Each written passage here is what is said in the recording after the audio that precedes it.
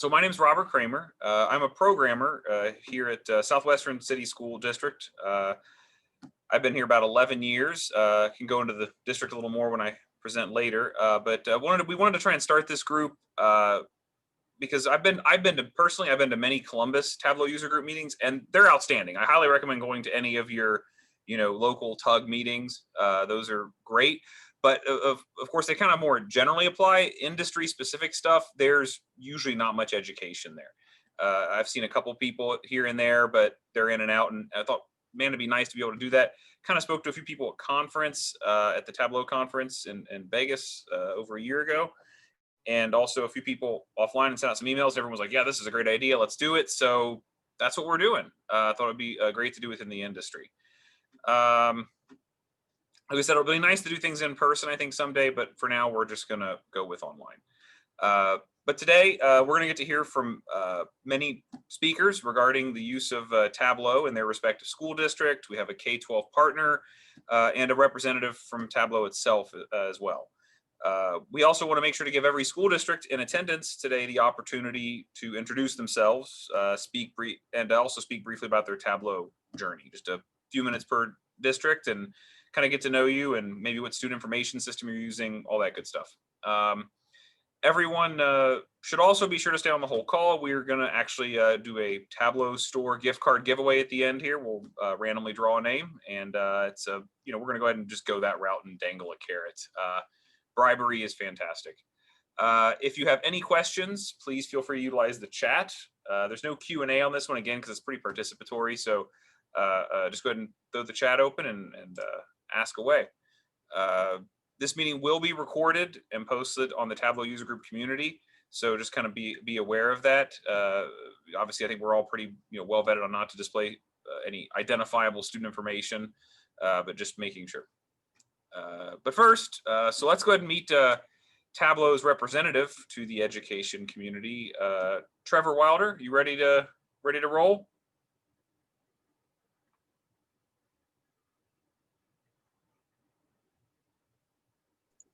I am. Good afternoon. Can you guys hear me okay? Yep, we can hear you. Perfect. And I just started sharing my screen. Can you guys see the presentation, or do you see the presenter view? We can see the presentation. Perfect. Well, thanks, Robert, and thanks everyone for having me on today. With this being the first K-12 Tableau user group that you guys are running, we wanted to definitely make sure that you guys knew about some of the support that Tableau has to offer. So just to kind of kick things off for today, my name is Trevor Wilder, and I'm a customer success manager with Tableau. Been with Tableau for coming up on 2 years now, and I'm based in the Washington, D.C. area. Typically, I work with clients across the Midwest, specifically state and local governments and education, just to work with them on what types of analytics goals that they have for their organization. And being sure to explain what resources are out there. Now, I briefly today wanted to just go through 3 items that would be definitely relevant to everyone on the call today.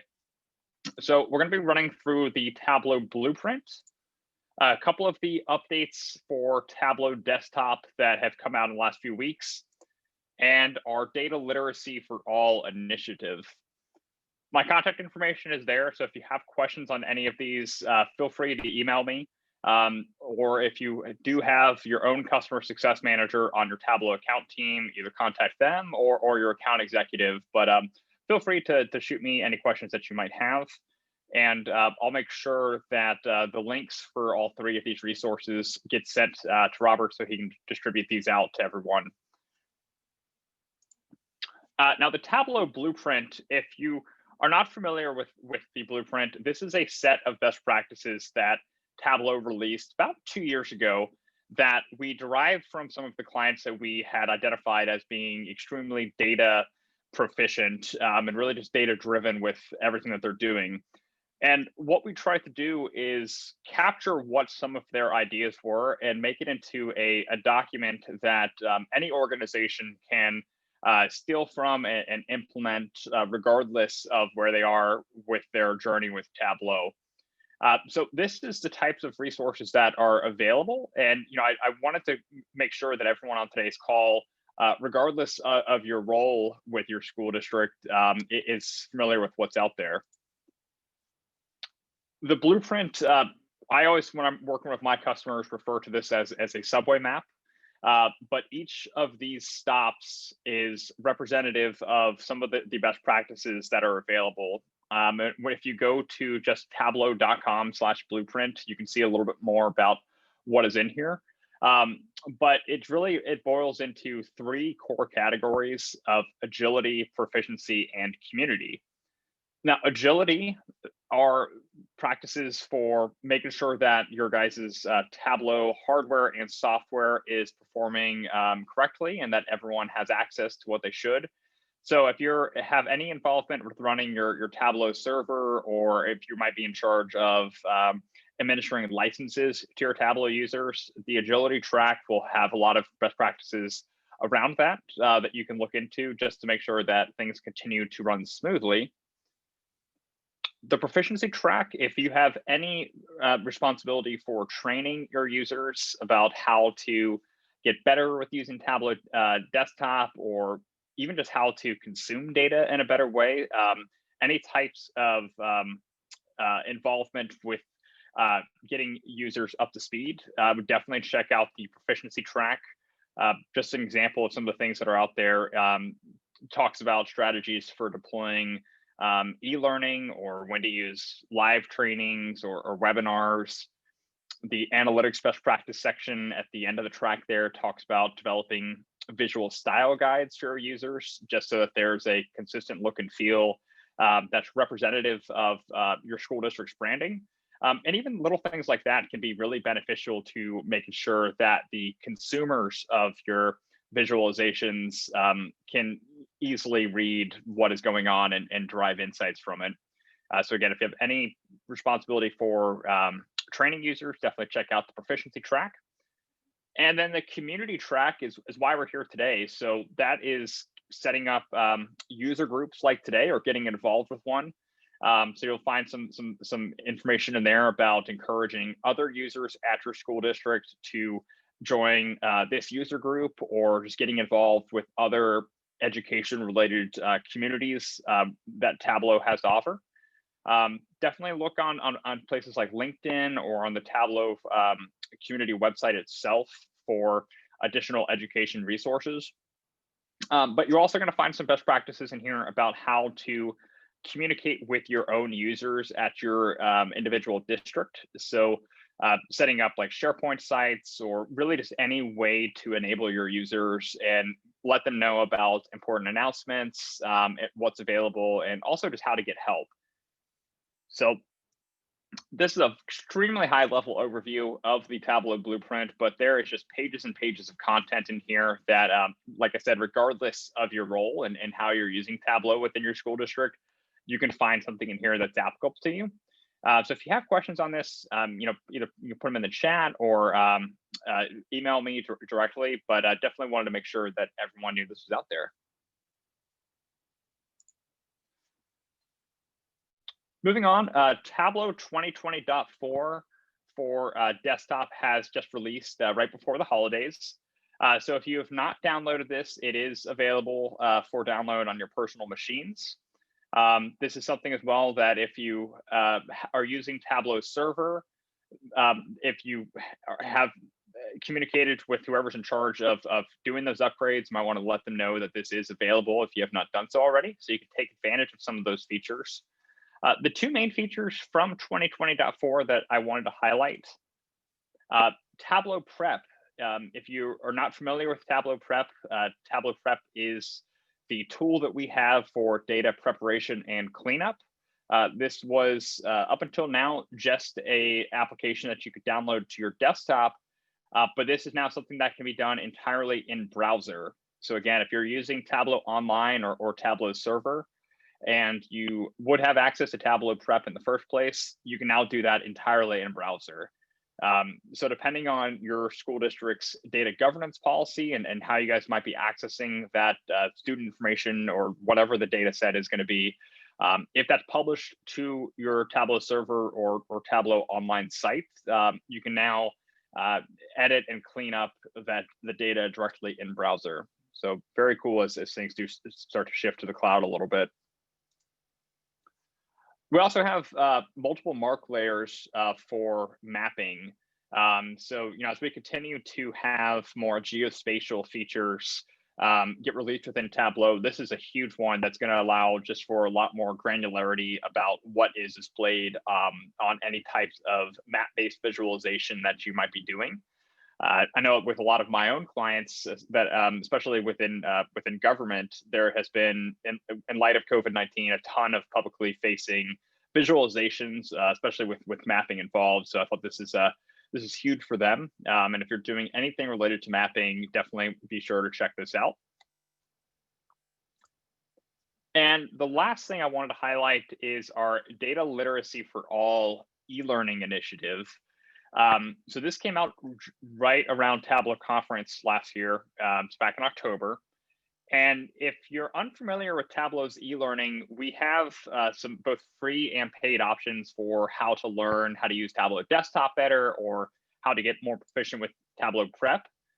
But this is completely independent of that. The Data Literacy for All initiative, it does require you or any of your users to create an account, but it is free to do so, and it is free to access this. And what this is about almost 6 hours of free content, and it's all about defining what data literacy is and teaching those skills to your users. So this is pretty independent of Tableau. This is designed to be, just talking about those concepts. So it's something that, as you're encouraging data culture within your school districts, you can roll out to users.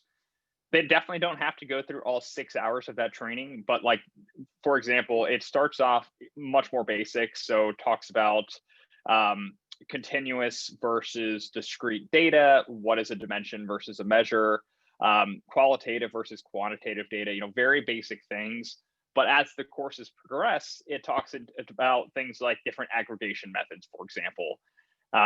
So all of these will be included in the link that we send out. But I just wanted to go ahead and highlight all three of these topics just as additional resources. So if you have questions, feel free to contact me or post them in the chat. But I want to thank you guys all for having me on today. And I'm really excited to see the rest of the user group. Thanks, Trevor. Anyone have any questions for Trevor? Actually, I do, Robert. I had somebody inquire. There was for a short time last year, Tableau offered, it was like a free 90-day freebie to all the e-learning offerings. And the question was posed to me, do you know if Tableau was going to be extending that offer again this year? Trevor, you have any insight there? I haven't heard of any extensions to that. I will say that the e-learning, just all year round, there is always a 14-day free trial. But as far as an extended 3-month trial, I believe that ended September 1st, something like that. I haven't heard anything about doing another prolonged period, but there is always that 2-week free trial that's available. Yeah, okay, good, thank you. Cool, thanks, Trevor. Anything else? Anyone else? All right, well, let's go ahead and move on then.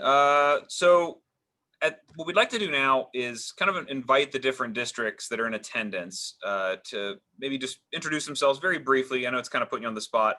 Nothing big, just a few minutes, just kind of introduce yourselves, like, information about your district, like your size and location, what student information system are you using, and maybe just a little bit about how you got to where you are today with Tableau and your current setup. Or if you're not a Tableau user yet, that's fine too. Maybe why you're here and why you're considering it. And I'm not actually our Marysville, Hamilton, Southwestern, and we're gonna go a little later because we're already speaking, and we'll talk about that time. So if there's any other districts that are on the call right now, go ahead and feel free to unmute yourselves and introduce yourself.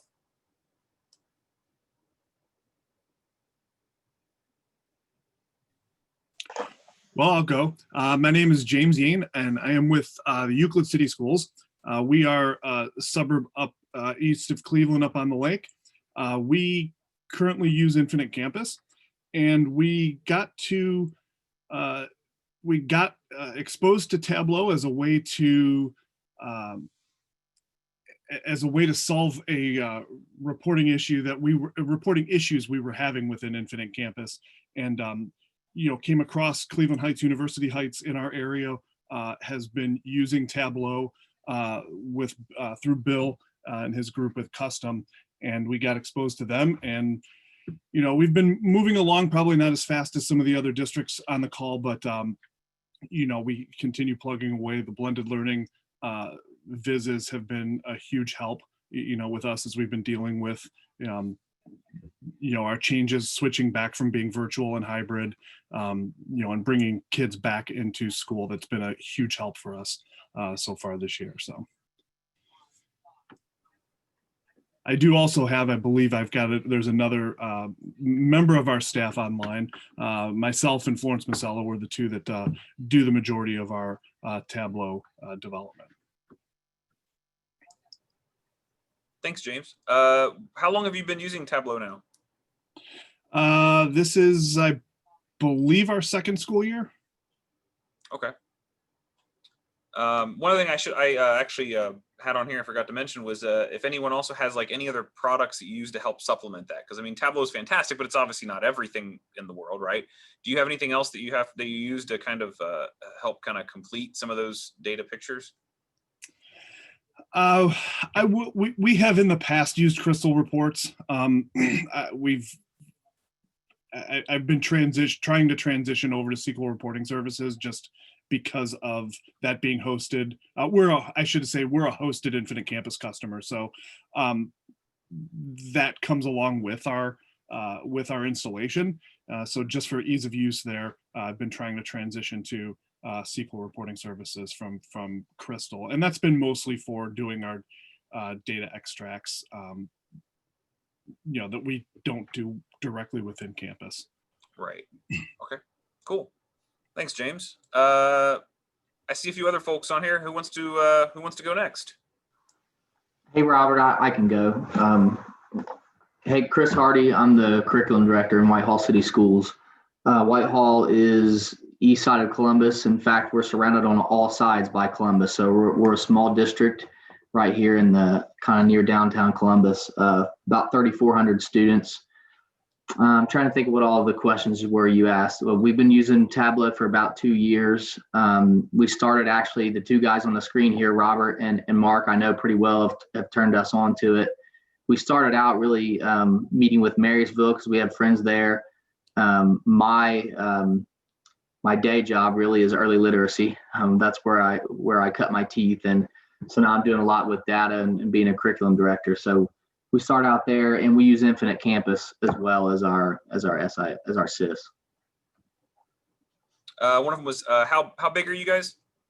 About 3,400 students. Okay. And your Tableau setup is just like with James and us. Actually, we go through Infinite Campus, and okay. Right. And so Bill's helped us out a lot too, Bill Dwyer. Yeah, he's a big help. That's why we have him presenting today, right? Yeah. He's good. Any other products you use to help supplement that?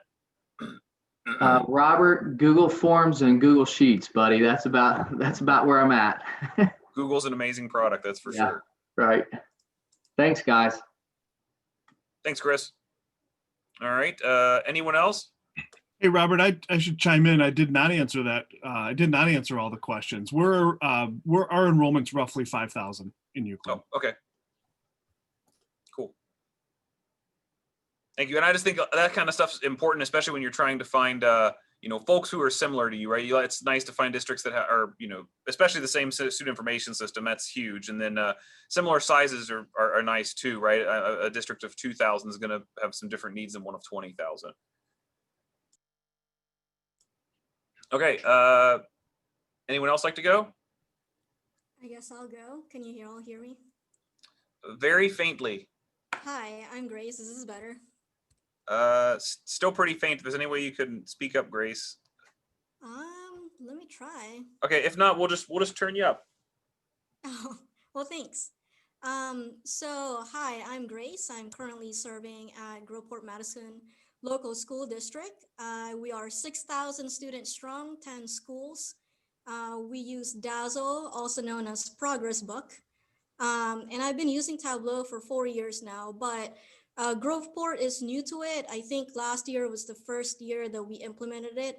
So with the help of Robert here, we kind of we're using Tableau here heavily for the high school. So tracking our student graduation, or tracking students who are on and off track, all that kind of stuff. And then the plan is, 2-3 years from now, once we have all that dashboards ready to go, we're gonna roll it back to our middle schools.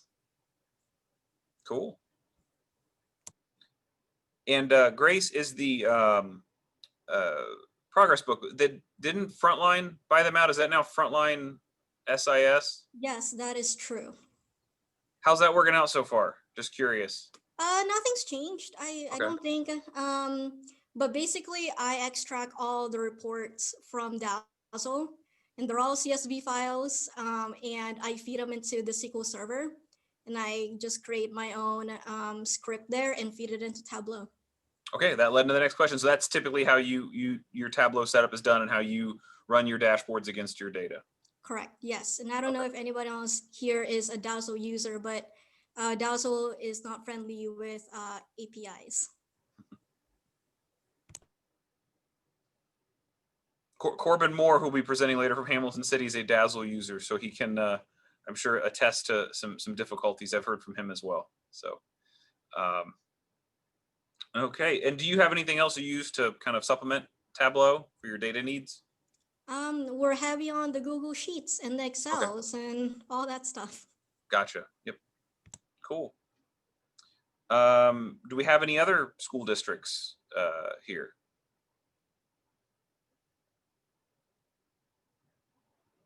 And those are the ones I knew for sure.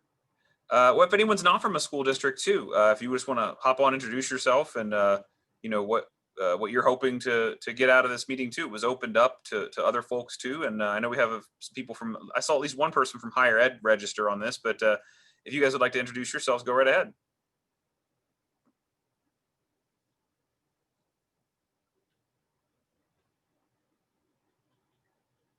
No takers? Oh, come on. Hi, I can go. Okay. Lu Wang. I'm a master's student in UT Austin. My major is educational psychology, specialized in quantitative methods. I'm using Tableau for 1 year and basically I helped the Career Center at UT do the dashboard showing the PhD students' career outcomes, basically showing where they are working now, what their company, industry, or job titles, such and such. I'm coming here, before my master's, actually I work in education, K-12 education technology field for 10 years, something. And I'm interested in how you guys working in the school district are using Tableau and what kind of research questions you are dealing with, that's pretty much what also, I'm now actively looking for full-time jobs. If any job opportunities, please reach out to me. Okay, that's. Yeah, Lou, I'll tell you, most of the websites around here are very good about listing them. So you can look up those different websites for some of the school districts you've heard today, and I'm sure find many different listings on here, especially as they start to come open later in the spring. Okay, so, sure. Thank you. Thank you, Lou. Anyone else on here? Any other guests like to chime in? Hopefully you can hear me okay. We're good. Yep, cool.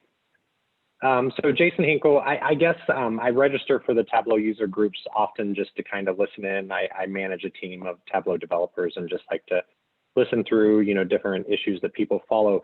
I do work for McGraw-Hill Education, the K-12 division. And so I'm really excited to hear some things from some of our customers as well. And my son went to Southwestern City Schools, so I'm cool. Excited to hear that on here. But yeah, just really kind of listening through challenges, no matter which industry, just the Tableau user groups. And so it's really interesting that this is, K-12. So it should be really good. Cool. Thanks. Appreciate it. Mm-hmm. Anyone else? Yeah, I'll jump in. Name's John Homan. I am outside of Ohio, working on we're building an EdFi based solution for another state and using Tableau as our visualization tool. So just listening in to see, since it's in that same K-12 education space, just to kind of be a fly on the wall and learn what some of the challenges and some of the opportunities might be from folks in other states. So just reaching out to other places to learn about it and contribute back as we learn for sure. So I think other states is always really interesting to hear about. Like when we go to conferences, like the trials and tribulations or great things that different states do. You know, sometimes we hear about a couple examples in Ohio. We talk with Infinite Campus and hear about other districts, like some of our graduation requirements are some of the more complicated ones in the nation. But then when we got to COVID in the spring, there was a mad scramble by so many states on how the heck they're going to take attendance. And for the spring, our state said, it's okay. We're just not going to worry about that. And that was the greatest answer ever from a data standpoint, right? Like we don't have to worry about that. Now, of course, this year we do have to worry about it. And that's actually crux of what my presentation's about. So yeah, it'll be, hopefully you'll get to see some great things and maybe some not so great things about Ohio. We all have our pros and cons. So thank you. Appreciate it, John. thank you. All right. Any other takers?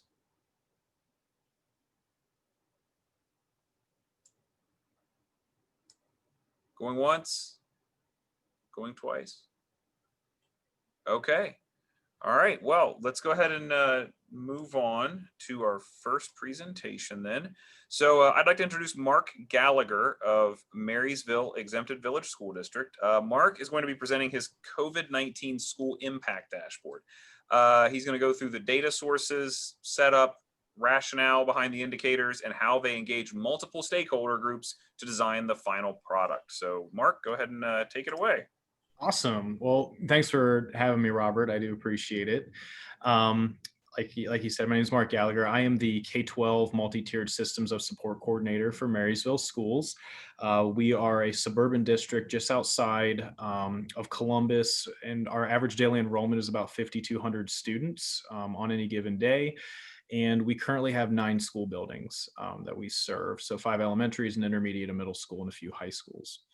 I have been a Tableau user since April of 2016, and we started our first Tableau online deployment in Marysville Schools in August of 2016. So as a district, we've been using it since then, and I was getting on board with trials in public back in April to start learning the ropes. And I'll cover like Robert said, I'm going to talk about our basically our COVID reporting today, but I wanted to walk you through kind of our project goals. So what we were aiming for when we set out on this endeavor, which stakeholder groups we worked with in order to develop a product that was going to work ultimately for everybody. Our project blueprint. So again, something that you can take and replicate it, not just with COVID data, but just design in general.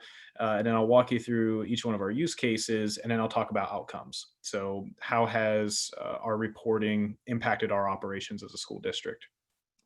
In terms of goals, we really had 2. One, we needed to establish a series of dashboards and reporting systems for us to basically reflect and share our internal COVID data and outcomes with our parents and community. That was going to be very, very important. So we wanted to be committed to transparency. And then we also needed to build and establish surveillance systems and indicators that were going to help us make good decisions when it came to selecting the appropriate instructional model. So things like going to a full remote learning situation versus a full return to in-person learning versus a hybrid instructional model where, we have students alternating between various days of the week to come in person for learning, but then doing asynchronous learning, the other 3 days of the week. And in terms of our stakeholder groups, we leveraged a number of internal personnel. So we had central office administration represented. So our superintendent, myself, our director of student services, HR, as well as having building principals and then a number of classified and certified staff. So, we had everyone from school counselors and teachers to secretaries and custodial staff. In the public sphere, we also brought our county Department of Health to the table, as well as the Ohio State School of Public Health. So we've been able to liaison and work with Dr. Ayaz Hyder's team down at Ohio State School of Public Health. So anyone that's in the Outer Belt region, you likely know who Dr. Hyder is. And then in the private side of things, we wanted to make sure that we brought pediatric medicine to the table, so our internal medicine folks, as well as community members, so not just parents, but then also bringing in folks that represented buildings or businesses to be part of that stakeholder group, with the express goal of doing a needs identification and then utilizing this multidisciplinary task force in order to get feedback and recommendations on what was ultimately going to work best from a reporting standpoint. And so our ultimate need is, how do we know when we should return to in-person learning, and how will we know that we should return to in-person learning? And so by bringing kind of these two concepts together, we're able to develop a strong sense of project ownership, because we had our superintendent's task force invested in trying to help us navigate and determine when is going to be the best time and how will we know it's the best time to return to in-person learning. And ultimately, we were working towards the same goals. And so we went through a series of drafting phases, where we would take feedback from our task force.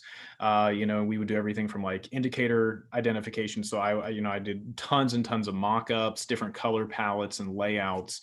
And then bringing this back to our task force in order to get feedback on it, and then changing and adjusting what those indicators are, how they looked, how they functioned, what the overall dashboard looked like when it was done, so that when everyone walked away from the table, they felt good about the product that we had, and it ultimately was going to be helpful for not just the school district, but for the community at large, which gave us, again, these finalized products that, they're regularly updated. They're very transparent, publicly facing reporting systems and dashboards that we're utilizing.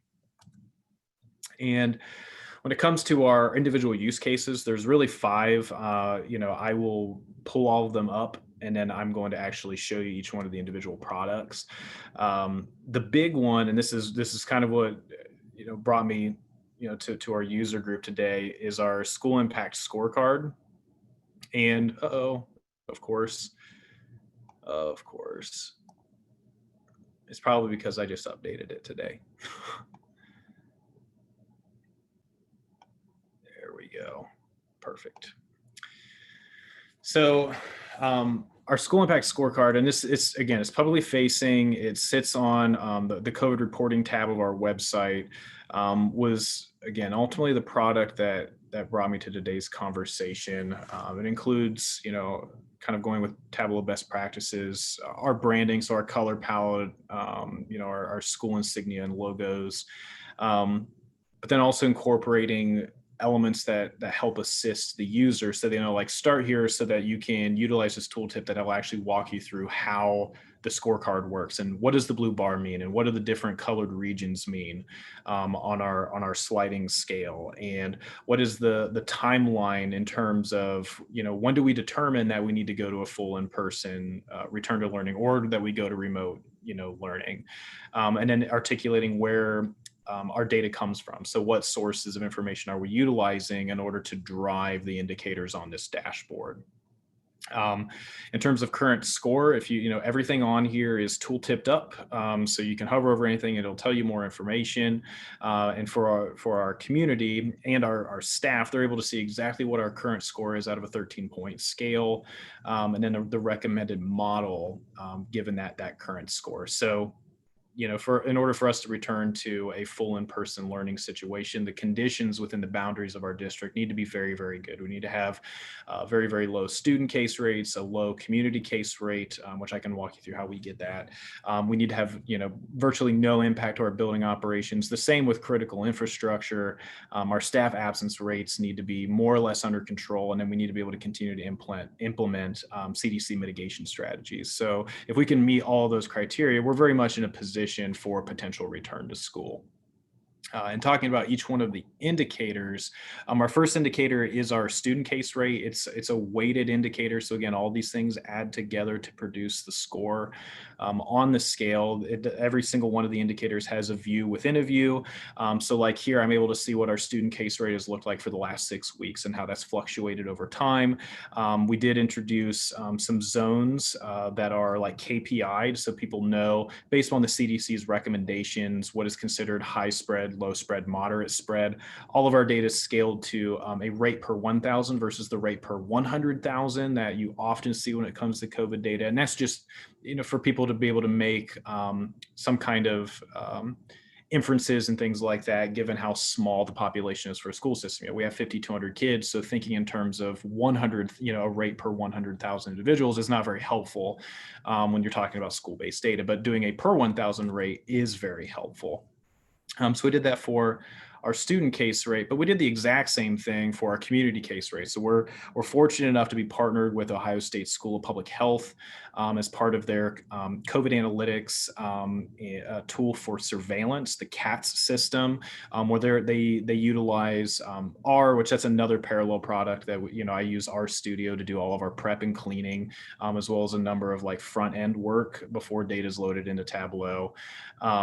They utilize R in order to geocode case data so that we know which cases fall within the district boundaries of Marysville schools. So we're able to exactly monitor what the situation looks like within the boundaries of our school district.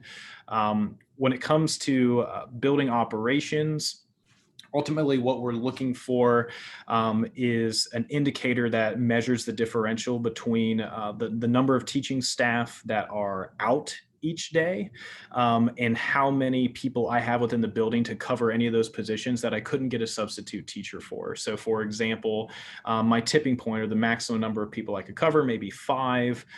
So if I have 5 teachers out that I don't have substitutes for, I would have to utilize that pool of 5 people in order to cover them.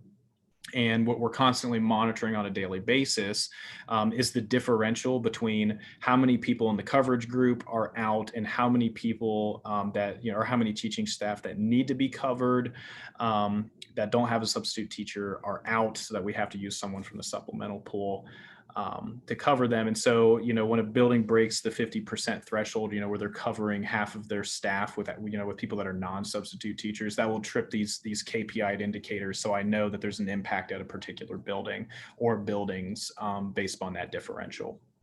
And we utilize, it's very, very simple. We use the Google Suite to monitor that. So we actually have just a number of Google Sheets that I use the import range function for in order to mirror that data back for this indicator. And again, it's updated every single day. Infrastructure impact works a little differently. You don't necessarily have a pool of people that you can take from or pull from in order to cover absent positions, things like that. So this has to be manually switched. It's not necessarily set on a KPI, but we also track, are we able to guarantee that we can continue to have food service or custodial services, or in our case transportation. We reached a point between November 1 and November 22nd where we didn't have transportation services because we had too many school bus drivers sick with COVID, and we were not able to get substitute drivers to cover them because we also had an outbreak amongst our substitute drivers. So we actually had to stop transportation services for a while. And we also track our ability to keep maintenance going. So if there's like slowdowns to work. So again, we lived this. We had a situation where half our maintenance department was sick with COVID. And so there were work slowing going on and stoppages in some instances because we didn't have enough personnel to continue to work on the projects. And then we also track IT services, which is extraordinarily critical.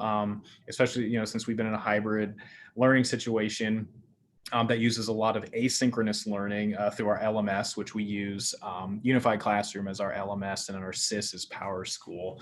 So if we have some of our IT folks go down or are absent or become sick or unable to work remotely, that's going to put a significant strain on the school district at large.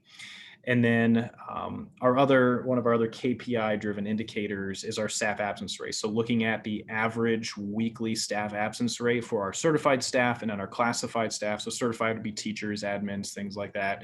And then classified would be secretarial staff, school custodians, food service workers, transportation, so on and so forth. But then setting the KPI around, the previous 15 months of weekly absenteeism data for those two groups of individuals, so that we know what is considered typical based on the standard deviation, or that range that absenteeism will go up and down on a week-to-week basis, whether we know something is atypical or highly atypical. And as you can see here, when it comes to our certified staff's absence rate for last week, it's highly atypical. We broke the 9.3% threshold. So again, it's an internal indicator that we're paying attention to. And then the last key indicator on our dashboard that factors into the score is our ability to implement CDC mitigation strategies. And there's different ways of doing this. Ours is, we basically just report these based upon the current instructional model, how well we can do these things. So if we went to full in-person learning, we're going to lose social distancing, but we'll still be able to implement mask usage and hand and respiratory hygiene and contact tracing, so on and so forth. The other way you could do this is if you randomly surveyed your staff each week, from a sample pool on these different things, like how well these strategies were implemented in their classroom. That's another way you could gather this data. And that's actually what, or it's an add-on as part of the CATS study through Ohio State School for Public Health. So they do the surveying. We just left it up to a simple, kind of a drop-down menu, if you will, to indicate whether or not we're able to implement those strategies. And then we also provide some referential indicators, so things that auto-correlate with other indicators on this dashboard. So, as the public emergency level rises, from level 2 to 3 to 4, that's going to ultimately mirror case rates. So, you don't want to score the public emergency level alongside the case rate because you're essentially double scoring something because they're auto-correlated with one another. We also, keep an eye on our regional public emergency levels, because we have a lot of folks in our county that work in other counties. And so we felt it was important to know what those situations look like. And then also keeping tabs on our county case rate. And again, it's going to be, the county case rate will be auto-correlated with your community case rate and your student case rate. So that's why that is also a reference on here. And everything, again, that's sitting on this dashboard is all tooltipped up. So if anyone's curious about the actual underlying data and how it changes from red to yellow to green, or how the points are allocated or distributed, or why the student case rate is weighted, versus, the community case rate, all that information is publicly available for folks that are able to see the dashboard. Sliding back over, we do other things as well as part of our publicly facing data, which includes reporting our cases and quarantines. So we've, this was data that we were regularly capturing from the onset of the school year, but we were basically taking screenshots of a PDF. This is before I was involved with the project. We were taking screenshots of a PDF and publishing that to a Google site is how we were actually getting this data published to our public originally, and we were able to transition that over, and again, just using a simple R script to clean it up and get it in column structured data in order to actually show our community what we have going on from a staff cases and quarantines to student cases and quarantine standpoint. Of course, it wants to think. Let's try this. I apologize. My device does not like presenting through Zoom, to say the least. Actually, here's what I'm going to do.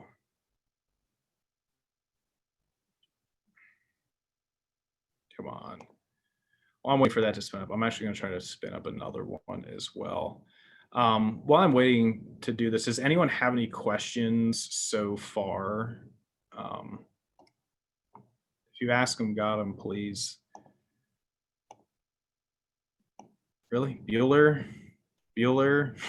What is it you said you're using as your data source to pull for that dashboard? So I have a number of R scripts that I execute that communicate with our Google Sheets data. So basically everything is kept in Google Sheets, but it's in a format that is terrible for visualization purposes. It's column structured versus row structured data. And so I just execute a series of scripts that turn that column structured data into row structured, and then it pipes it back to, I see we got a comment here. It pipes it back to Google Sheets through the, if anyone in here is a R user, I use the Google Sheets 4 library to do all of this in combination with the Google Drive library as well. I'm trying to get to, I saw someone has a question. Let me see if I can get it up here. Yes, yeah, and actually what's funny, so that's a great question, Molly. I make great use of, do you have a Git? Yeah, I play that one close to the chest, but yeah, I can actually, I do have a GitHub, but it's for personal stuff, not work related stuff. So I can get something put together and send that out to Robert. Yes. What I do often with Google Sheets is I make use of the import range function. So I will mirror the data that I want into another sheet. And then I will pull from the mirrored sheet in order to manipulate it. And then I'll feed it back into the same like Google Sheets workbook. And if I get a minute, again, everything's kind of like wigging out here. I'm actually going to stop my video to see if this helps. There we go. Well, while you're doing that, Mark, I'm just going to, in the chat, when we get the questions, if you could go ahead and read it for the recording, because the chat doesn't appear in the recording. Oh, okay. Yeah, my bad.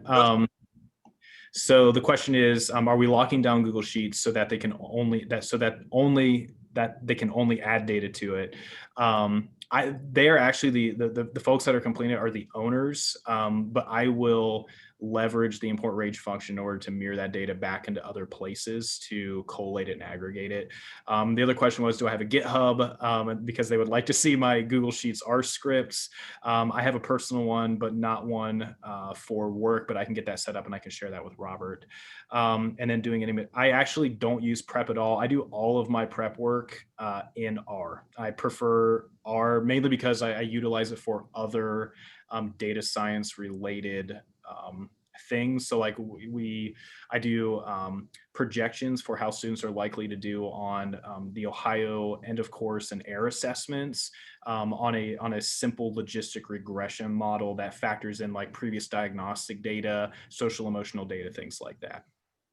Oh, I don't want this again. Here we go. Sorry. Take it to cases and quarantines. I might as well just keep the chat up. Oh, great. You're quite welcome, Molly. And so this is another, again, just publicly facing dashboard that sits on our COVID reporting page of our district website so that folks can see based on, our districts online or offline in terms of like school impact, how many current cases we have, historical data, but then there, it uses, the filters to drill down and see it. And a lot of people couldn't figure out how this worked. And so we had to actually institute a drop-down menu so that they could, actually find the data they were looking for. And then ultimately, people still wanted to crab about this on the community side. And so we just created a simple table to reflect our data so that ultimately what they wanted to do, it's kind of funny, they wanted to compare the different school buildings against one another. It was like this weird competition that they had going on to see which buildings were the worst. And so we had, again, just very basic publicly facing data just put into a table. And then the other product that we utilize internally it's on our Tableau public page, but it is not on our district website, is I track longitudinally a number of key indicators that are relevant to measuring the circumstances that are playing out on the ground within our district boundaries relative to COVID. So looking at like the wastewater copies. So this is like the COVID-19 gene copies that are within the water or our water reclamation facility or water reclamation region. It's part of a broader, and that data comes right from the Ohio Department of Health. It's a broader initiative as part of the Ohio Wastewater Monitoring Network. And it will basically tell you how much COVID is in the water in your water reclamation region. And so what I'm constantly looking for is if there are spikes in our wastewater copies that also align with increased quarantines and case rates. How does our indicator score perform over time relative to the circumstances that are playing out across these key indicators? So let's see here. So what are the outcomes, right? So what do we get out of all this stuff? In terms of just reporting our cases and quarantines, we're able to be very, very transparent and accurate in our reporting of district and building COVID-19 data relative to, to cases and, again, quarantines.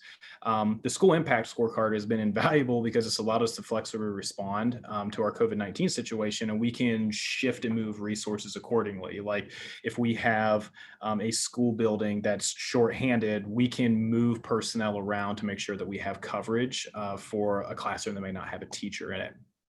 And then utilizing like the multi-point indicators report, I should say, we're able to accurately monitor like the likelihood of a future COVID-19 outbreak. So, looking back at that multi-point indicator report I just shown, you can see like these, a huge spike in our COVID-19 gene copies within the water. We're probably going to experience an uptick, in our cases and quarantines and things like that. As we move forward. And that's really, kind of the long and short of the number of, kind of Tableau vizzes and dashboards that we put together in order to figure out what we have going on from a COVID standpoint.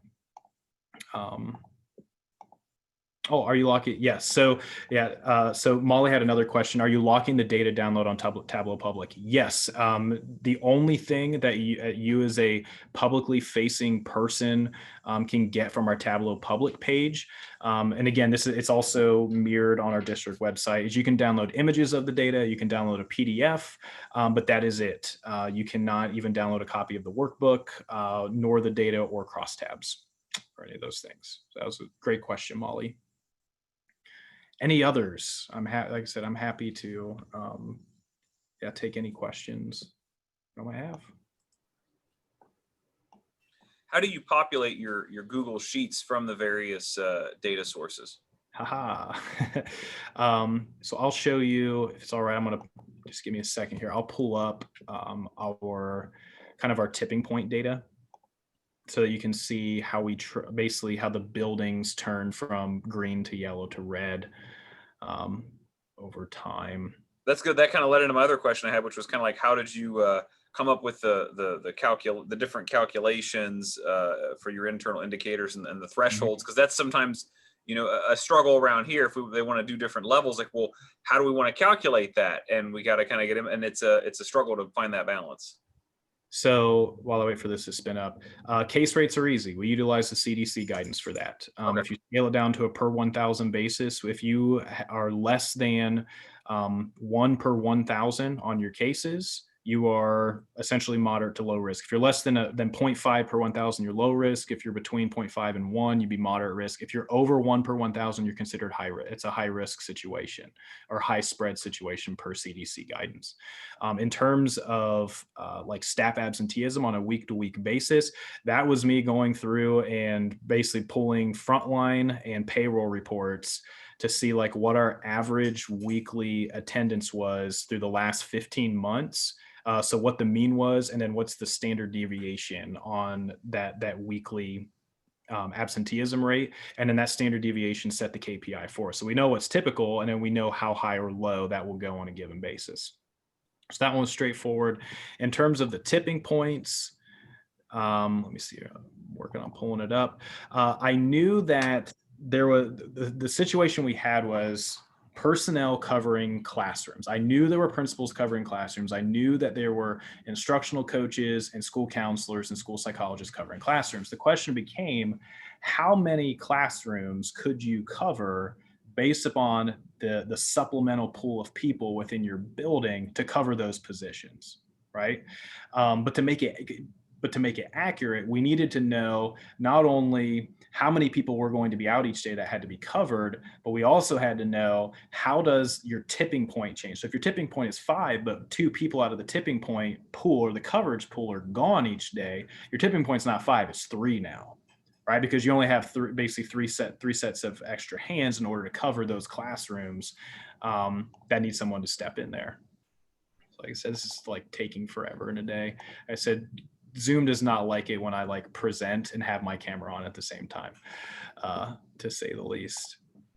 But let me, because all like I said, it makes it. I think it brings clarity when I'm able to actually show how it works. And then I'm going to pull up the middle school. All right, so let me pull up my screen share. So this is where the data is mirrored to each day. And so at 10 o'clock each day, I'll run a snapshot because everyone knows to get it in by 9, but you always have stragglers. So like by 9:30, everything is in. And what is mirrored is the current staff outage. And you can see that, do that through an import range. And then the same with the current pool outage. And so like I'll go to our middle school. So I'll go to Bunsold Middle School. They report whatever the day is, and then they indicate the number of teachers that are without substitute coverage, and then how many people in the emergency coverage pool are also out. And both of those individual values get mirrored over here through the import range. And then I'm able to like adjust the tipping point pool. And then I can look at how many, relative to the tipping point and how many people you have to cover, what percentage is your usage of the tipping point pool. And then we just got, again, KPIs set around that. So like once you break the 50% threshold, you'll go yellow, your moderate impact. If you go over 100% usage, your high impact, and we're probably going to close your building. Because we just don't have enough personnel. So Grace's question is the data appended in R? The answer is yes. There is historical data, and a good example of that is our school nursing data that goes into the CAT surveillance system. So let me, yeah, it's actually going to be in here. Just ignore my mountains and mountains of, we want cats. There it is. So this is what gets cleaned up within R. And let me see if I can dial up what that script looks like for you all.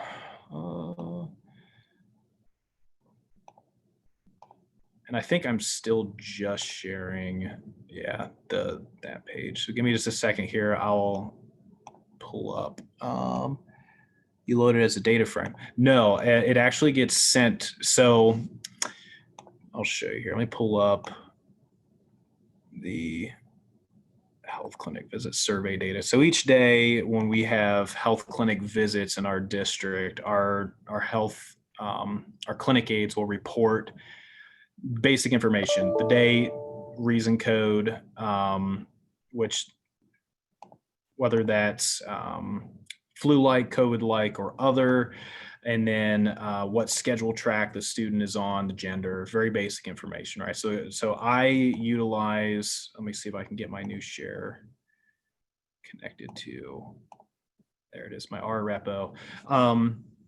I utilize the Google Drive and the Google Sheets 4 libraries in order to connect to that raw Google Forms survey data, but then I will clean and prep all that up, reorganize it, reorganize the columns, and then it will spit that back out to this nice cleaned sheet for me. And then I also, because it's appended, I also send that each day to the CAT study SFTP. So I just drop that in there each day. How do users, stakeholders enter data? So Corbin's question is, how do users and stakeholders enter data? It comes through, some of it's through Google Forms. So like the health clinic visitation data comes through a Google form, but things like our staff outage, that is done just through a Google Sheet. Let me see. Yeah, I keep jumping around. Probably should just share my screen. So, Google Sheets data for this. And again, they just put today's date. What I end up doing ultimately for my own usage in terms of our multi-point indicators is our staff outage data gets collated and captured and screenshot. You basically updated each day so that I know how many people are out on any given basis, and it's kept on a time lapse. Could I do that through R? Absolutely. But it's also just as easy for me to just take a snapshot of our outage data each day, add the date to it, and then I can pull that down. So yeah, that's again, just some of the different data sources that we leverage. Most of it's through Google, at least with COVID reporting. And then it's kind of, like I said, how we utilize R to clean everything up, collate it, aggregate it in some instances in order to get it prepped for usage. So yeah, there's the actual data frame of our nursing data if it wants to play ball. Let's see if I can get it to pull up here. Of course, there we go. So there's the actual clean and prepped data frame. I think that was Grace's question. Yeah, so I load into a data frame, but then you'll see in my script, it actually communicates back with Google Sheets through an authentication token. And then I also just write a hard copy of it to a CSV, which again gets dumped in to an SFTP there. So, but yeah, that is, again, great questions. It's kind of the really rough and quick and dirty overview of what we have going on from a data science standpoint relative to COVID. Any other questions? These have been great. All right. Well, thanks, Mark. That was absolutely amazing. That is really cool. We all have a lot to live up to now. Anyone going after you? All right. So again, thanks, Mark. Let's see here. So next up, I want to introduce Corbin Moore. He's from Hamilton City School District. He'll be presenting their COVID-19 quarantine dashboard developed in Google Data Studio. And it may be a bit of a small break from Tableau, but Corbin in Hamilton City had previously used Tableau and drew a lot of inspiration from Tableau in his development for this dashboard in the Google Data Studio. So Corbin, ready to roll? I'm ready. And I'm unmuted this time, so that's a plus. Thanks, Corbin. All right, so I'm going ahead and sharing. Hope everybody can see that. It says it's working, so I'm rolling with that. I'm not going to put it in presentation mode, this Google Slides presentation, so that I can get to the things at the top of the screen. That's why I'm going to move that down to the bottom. So yeah, like Robert was saying, I started out in Tableau. I was playing around with Google Data Studio. I'm migrating back and forth between the two. The thing I'll say with Google Data Studio, it is very limited.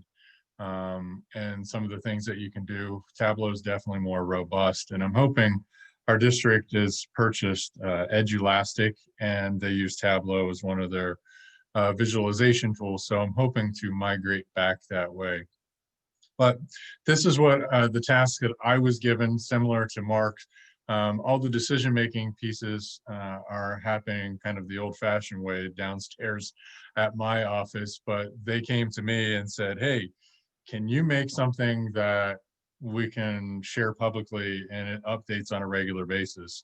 Because what I was seeing around here is a lot of the PR people for each of the districts were doing a Google slide presentation, and it had their buildings on there, and they literally would type in the data on how many cases, how many quarantines, and so forth. And they were reporting it once a week. And I'm like, well, I definitely could do better than that. So I'm going to take you to our district website to show you how that kind of looks. I also put in the chat if you wanted to go to any of these links. So I'm going to go to our district website, and we just put in the announcements at the top. We pinned this at the top, so when you open it up, it comes up with our dashboard, and it takes a few seconds to load up. And the other thing, since we have a large Hispanic population in town, we have other languages too, but 95% of our ELs are Hispanic I put it into 2 languages. So it's coming up right now. I created 2 dashboards. I had to create the administrative system first, and then I had to create the public piece that didn't have any student names on it. And originally, when my superintendent came to me, he's like, well, how long do you think that'll take you to build? And I'm like, I don't know, like 45 minutes. So I literally had a working operational system ready to go in about an hour's time. The problem is they wanted it to look pretty. So going back, and this doesn't matter if you're building in Tableau or in GDS, I had to put in each of these icons. And just to show you one of the limitation things with Google Data Studio versus Tableau is they wanted me to put quarantines and confirmed cases all on one. Well, I got about 2/3 of the way through doing that, and then I get this message that says, I'm sorry, you've used all the elements that we allow for one page. So that's why I have quarantines, and then if I go down, here's our positive cases. So to show you what this looks like in a larger format. So here is our quarantines, and all I have to do, I just added a different page because the Google Translate was not working real friendly or real well with this. So I just went ahead, worked with one of our translators, and we went ahead and put the whole thing, as much as we could at least, into Google, not into Google Translate, but just into the dashboard. So the only thing that's operational on this, and you would think I have this date range in here, and I can click on it all day long. And I fell asleep one night. It's like, how do I keep it so that we're seeing, first it started out with 14 days, then it was 7 days and 10 days, and it kept changing on me. We finally arrived on 10 days was the sweet spot. But all I did was put a box over top of it, just a rectangle. So on the public side, you can't click on this at all, but I'll show you on the administrative side that you can change the date ranges to see what things are more in a cumulative sense. The other thing that's operational, if I wanted to see the quarantines that happened on January 19th, I can click on that and it changes all of them to what yesterday was. So any questions at this point? I want to go slow enough, but this is pretty straightforward. So I don't see anything in the chat, and I'm not really monitoring chat. Is there anything in the chat, Robert? Or no, nothing yet, Corbin. Okay, perfect. All right, I figured that part pretty straightforward. So here's the part, kind of the behind the scenes. And this is what I've basically done. I had to, over the summer, develop this system for teachers to input data. Well, anytime you have teachers input data, they find new and creative ways to mess it up. And what I mean by that, the data has to be clean, it has to be in the same format, it has to have the same spacings, capitalizations, all of that. So I've kind of gone through those pains and a lot of scripts and a lot of formulas later. I think I'm finally to the point where I have this. But this one was a little bit different. So here's the dashboards that I have. I have the public ones that you just saw. You saw they're in English and Spanish. But behind the scenes, I have administrative dashboards. So I have a student staff directory that is fed SFTP'd from our ITC every night, and I capture those. They're CSV files, and I use a product called SheetGo that automatically in the morning around 5 a.m. changes it from a CSV into a Google Sheet. And the nice thing about that is every 15 minutes, those are updating using that product, and I can always count on any of the dashboards. The data in it, as far as students, is as good as yesterday. So I have that where I have these pre-fill links and edit URLs, and I'll show you. It'll make more sense when I kind of show it to you. And then the second thing is the cumulative student staff incident reports. And that's where I have my longitudinal data where you can see how many incidents, and then you can look at quarantines versus the confirmed cases, and I'll show you that. And then we have cumulative and combined student and staff quarantine report, and then the same thing for confirmed cases. So I'm going to go ahead and jump to the next page on this, and this is going to take me to the administrative side. And I have to be careful on this. I would show you the pre-fill links, but basically what I did, and if you don't already know this, you can set up a Google form to fill in certain fields that you set up. So I went ahead and went through that and based it off of my nightly feeds. So there is a pre-fill link for every single student. There is a pre-fill link on this spreadsheet and the dashboard for every single staff member. And I have Aubrey in there. Aubrey is a company that was born in my district and now it's its own private company. But Aubrey means open, and it is an open source piece. It's something that districts across the state can use. If you want some customization, there's a charge for that. But we use Aubrey to maintain our staff directory. So I just export a report out of that, which is really nice because it comes out in a clean CSV. And then I can do what I need to do. But what you're seeing is the cumulative student incident report. So on this, you can search by student name. I'm not going to click on that one, but you can search between exposures and confirmed cases. So if I wanted to see confirmed cases, I just switch that over, and then it'll adjust our buildings. It'll adjust how many per grade level. And then up here, you can see I can select the date range, and I can set this back to the last 30 days, last 14 days, whatever I want, or I can make it fixed. But overall, we've had 191 positive cases since the beginning of this thing back in September. And you can see where we had the spikes over time. Went down during Christmas break, but then we had a little bit of a spike, but not as major as the one we had after Thanksgiving. And if I scroll down on this page, you can actually see the actual cases and the names of the students. So we're not going to do that, but I want to show you the next page. This is the same thing. This is total incidents, not cases, but this is what it looks like over time for our staff. And then this is the combined. This looks just like the website. So this is the amount of quarantines we've had since September, when the governor said we needed to start tracking this. And again, I can use that date range to arrange to look at whatever view. And then this one is our staff. And all of this data is the same kind of thing that Mark was talking about, that was taken into account in conversations with the city and the county health commissioners on what the best step forward. Now, we're one of the only schools in Butler County, which is between Dayton and Cincinnati. We're close to Middletown and Lakota and Fairfield, if you're familiar with that part of the state.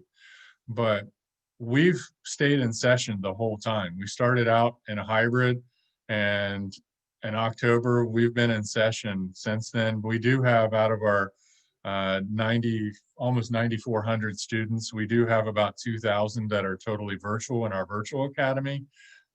But the rest of the students are in person 5 days a week. And the data that we had here all goes into that decision making, which is, like I said, downstairs they're kind of doing it the old fashioned way. I offered to help. But the thing about my position, I do this on the side because I'm in charge of assessment, I'm in charge of gifted, I'm in charge of ESL, which in some districts isn't a big deal, but we're like the 16th largest ESL school in the state. And then I'm now also in charge of doing data visualizations and things like the things that you're seeing here.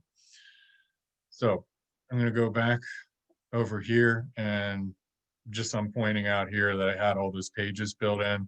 This is the data blending on the back end, and I'm not getting totally specific, but I'd be glad to sit down with folks and talk about it. But this is how it kind of rolls every night. So nightly, I have student and staff CSV files converted into Google Sheets with SheetGo. That happens about 4 o'clock in the morning. And it cost me about $750 for 100 SheetGo credits. It's well worth it because I know that Mark was using import range, and what I kept running into was the limitation of Google, right? So with SheetGo, I can import range a lot larger amounts of data than I can with an import range. And I haven't had any troubles with it. And it's really nice that I can set it to happen at certain points of the day. The other thing is data entry. I've been using, for this project, I use parallel Google Forms for the students and the staff. So our HR director takes care of the staff. Our lead nurse, who's in charge of our 13 buildings, which we have 13 nurses under her, they work in conjunction with the city and county health commissioners. And when they get a case, they fill out a Google form, which is pre-filled because I use that pre-fill function, and say, is this a case? Is this a quarantine? What's the date the person can return? They submit it, then it goes into the data, which is a response sheet in Google, from a Google form to a Google Sheet. And then the other thing that I did, and I included it here, I put it in yellow, that capture URL script, and I got that from Digital Egghead. But once you submit a form, and this happens anyway, if you have the settings correctly in Google Forms where you get that link to go back and edit it, all the script does is capture that edit URL, and now I'm capturing that and putting it into my directory, which also goes over to my Google Form sheet. Because on this one, I wanted duplicates. I found out the hard way when I was doing this with LLI or F&P data, which is an A through Z. All the teachers had to do was put in an A, a B, wherever the kid's reading level is. And because it wasn't working fast enough for them, they would enter a kid 5 times. And then I had to write a script to identify duplicates. And then before it gets to the dashboard, you have to filter those duplicates out. And that seemed to have helped. But I think my next level of work is taking, and I'm kind of using my hands on this if you guys can see me. I'm going to take the edit URL and the captured and the pre-fill one, and I'm going to blend those two together so that the only one that they can click on is the one they need. If a kid has never been put into the system, then there's going to be the pre-fill link to create a record and submit it for the first time. If there's an edit URL, which means that it's already had a record and we just want to go back and edit that same Google form, then that's what's going to be displayed. Right now, they're in two separate columns. And as hard as I've tried to explain this to folks, and I'm training, 1,600 people on how to do this, somebody finds a new and creative way to work around it and make the system crash for a second. But I've been pretty successful bringing it back up. So on the back end, I'm blending those. You've heard me talk about the pre-fill and the capture URL links. And then the data connector is just a sheet based on the response sheets. And then I've also talked about the duplicates. And for this one, I wanted duplicates because we've had people that were quarantined once and then they were positive.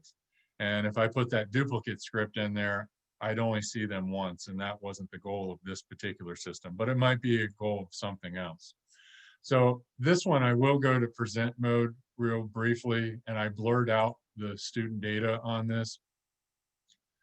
Hopefully it comes up here quick, but you can see I got my timestamp, I have my student ID, last names, I blurred all that out. Here's the exposure. Is it exposure confirmed case? What's the date? What's the quarantine end date? Here's my edit URL. And here I did an array formula to bring in the pre-fill links from another sheet. And then I also did array formulas on the school, the kid's ethnicity. I broke it down into all those good demographic things that we're used to seeing. And then it ends up going to the dashboard. So this is what the data looks like. This is a little bit different view than you're used to and seeing in Tableau. I also have a few calculated functions I had to put in there to make sure that it came, if a date comes in as text, I had to use the toDate function to change it into a date format that Google Data Studio would recognize. And then I had another function to concatenate last and full names. That's so much cleaner. I had one teacher on my reading entry system. He was a title teacher, and the instruction said, enter your last name, comma, space, first name. So I got 3 different variations of his name.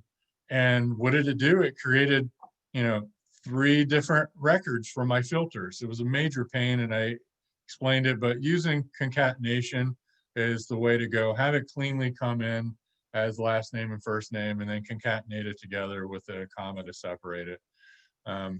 You've seen this piece, and then that's basically it. I try to keep it pretty simple, but this is one of many of the dashboards that I have, and I have a few bonus things that I'll share with you.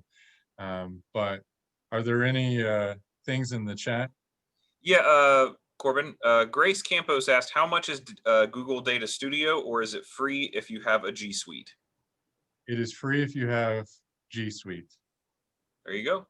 Great. So, that was part of the factoring in of why I've floated back and forth between the 2 products. But it does what I need to do, but it does have limitations. So I want to be totally upfront about that. Okay. Any other questions? Because for whatever reason, I'm not seeing the chat on my as my options. No, just the one. Okay, cool. Okay. So if there's no other questions, this is a freebie. If you're in the presentation, I created this. I went to OEDS and just downloaded this data, simple copy and paste, put it in there. I'm going to escape out just so you can see it, but I know our presenter from Tableau was talking about GIS.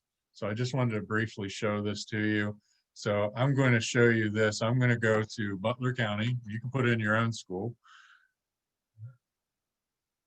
There we go. There are 111 schools in Butler County. I'm running into what Mark did. All right. And I want to look at any of these schools here, but I'm going to go ahead and pick my own because, why not? So this should be, there we are, Hamilton City. So now we're down to our 8, our 2 and 2. And then I'm just going to pick Bridgeport Elementary School. So if I click on that and I go down to the bottom, instead of seeing red dots, I'll actually see, and this is one of the cool things, I think, at least with this program, is I can see exactly where that school is. All right. So that's a freebie. The reason I created this is because I'm also an ESL coordinator. And I don't know how many times it was hard for me to get a hold of somebody from that school, but this particular dashboard gives you whatever information OEDS has there. And you can see there's some NAs in there, but at least you can get the organization phone, you can get a principal email. It gets you in the ballpark of knowing at least where that school is or otherwise. There's also educational service centers in here and universities. And, partially because I'm crazy, I'm also the executive director for the Ohio Council for the Social Studies, and we're going to use this dashboard to help us get contacts for social studies teachers in every building in the state. So that's a freebie. I just wanted to throw that out. It's there for you.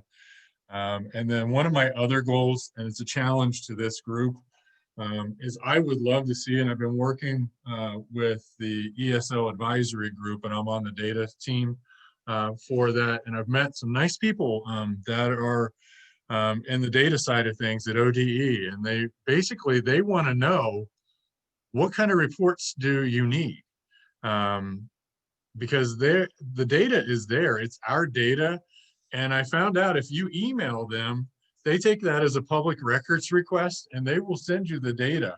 I had a performance index project and I wanted to know actual performance index per building, and they broke it down to me and they sent it to me and I visualized it. But the one that I think is a good starter project potentially for our group, and I'm just going to admit, when I was living on Google Sheets and Excel and everything else, when I was in Excel hell, what was happening is I spent 2 weeks in June after those OST reports came in, and then I had to wait for the paper ones to just make it right.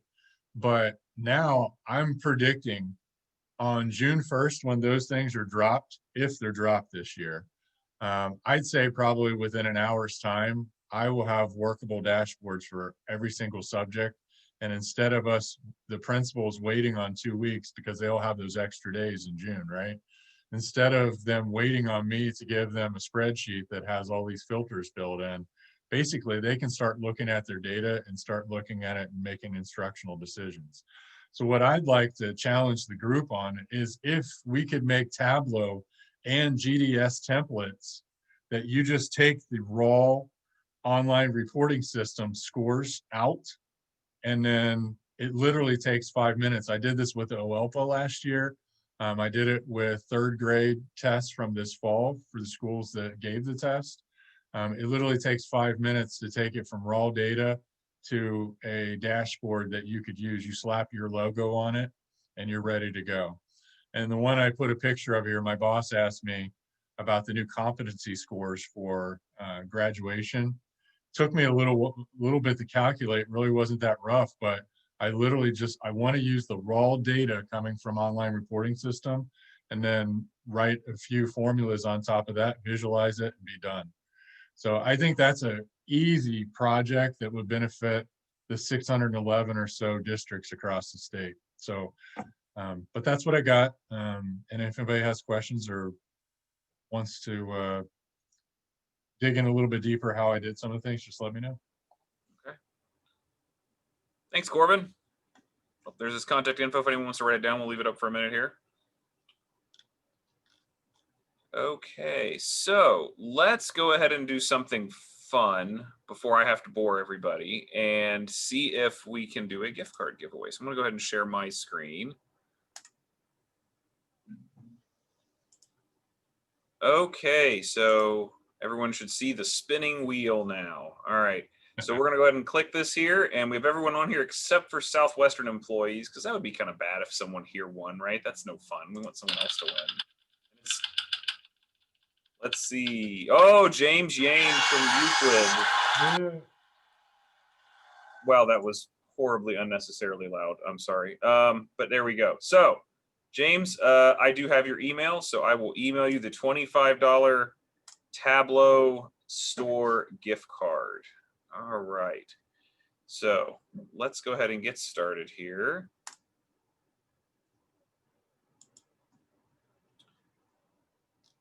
Okay.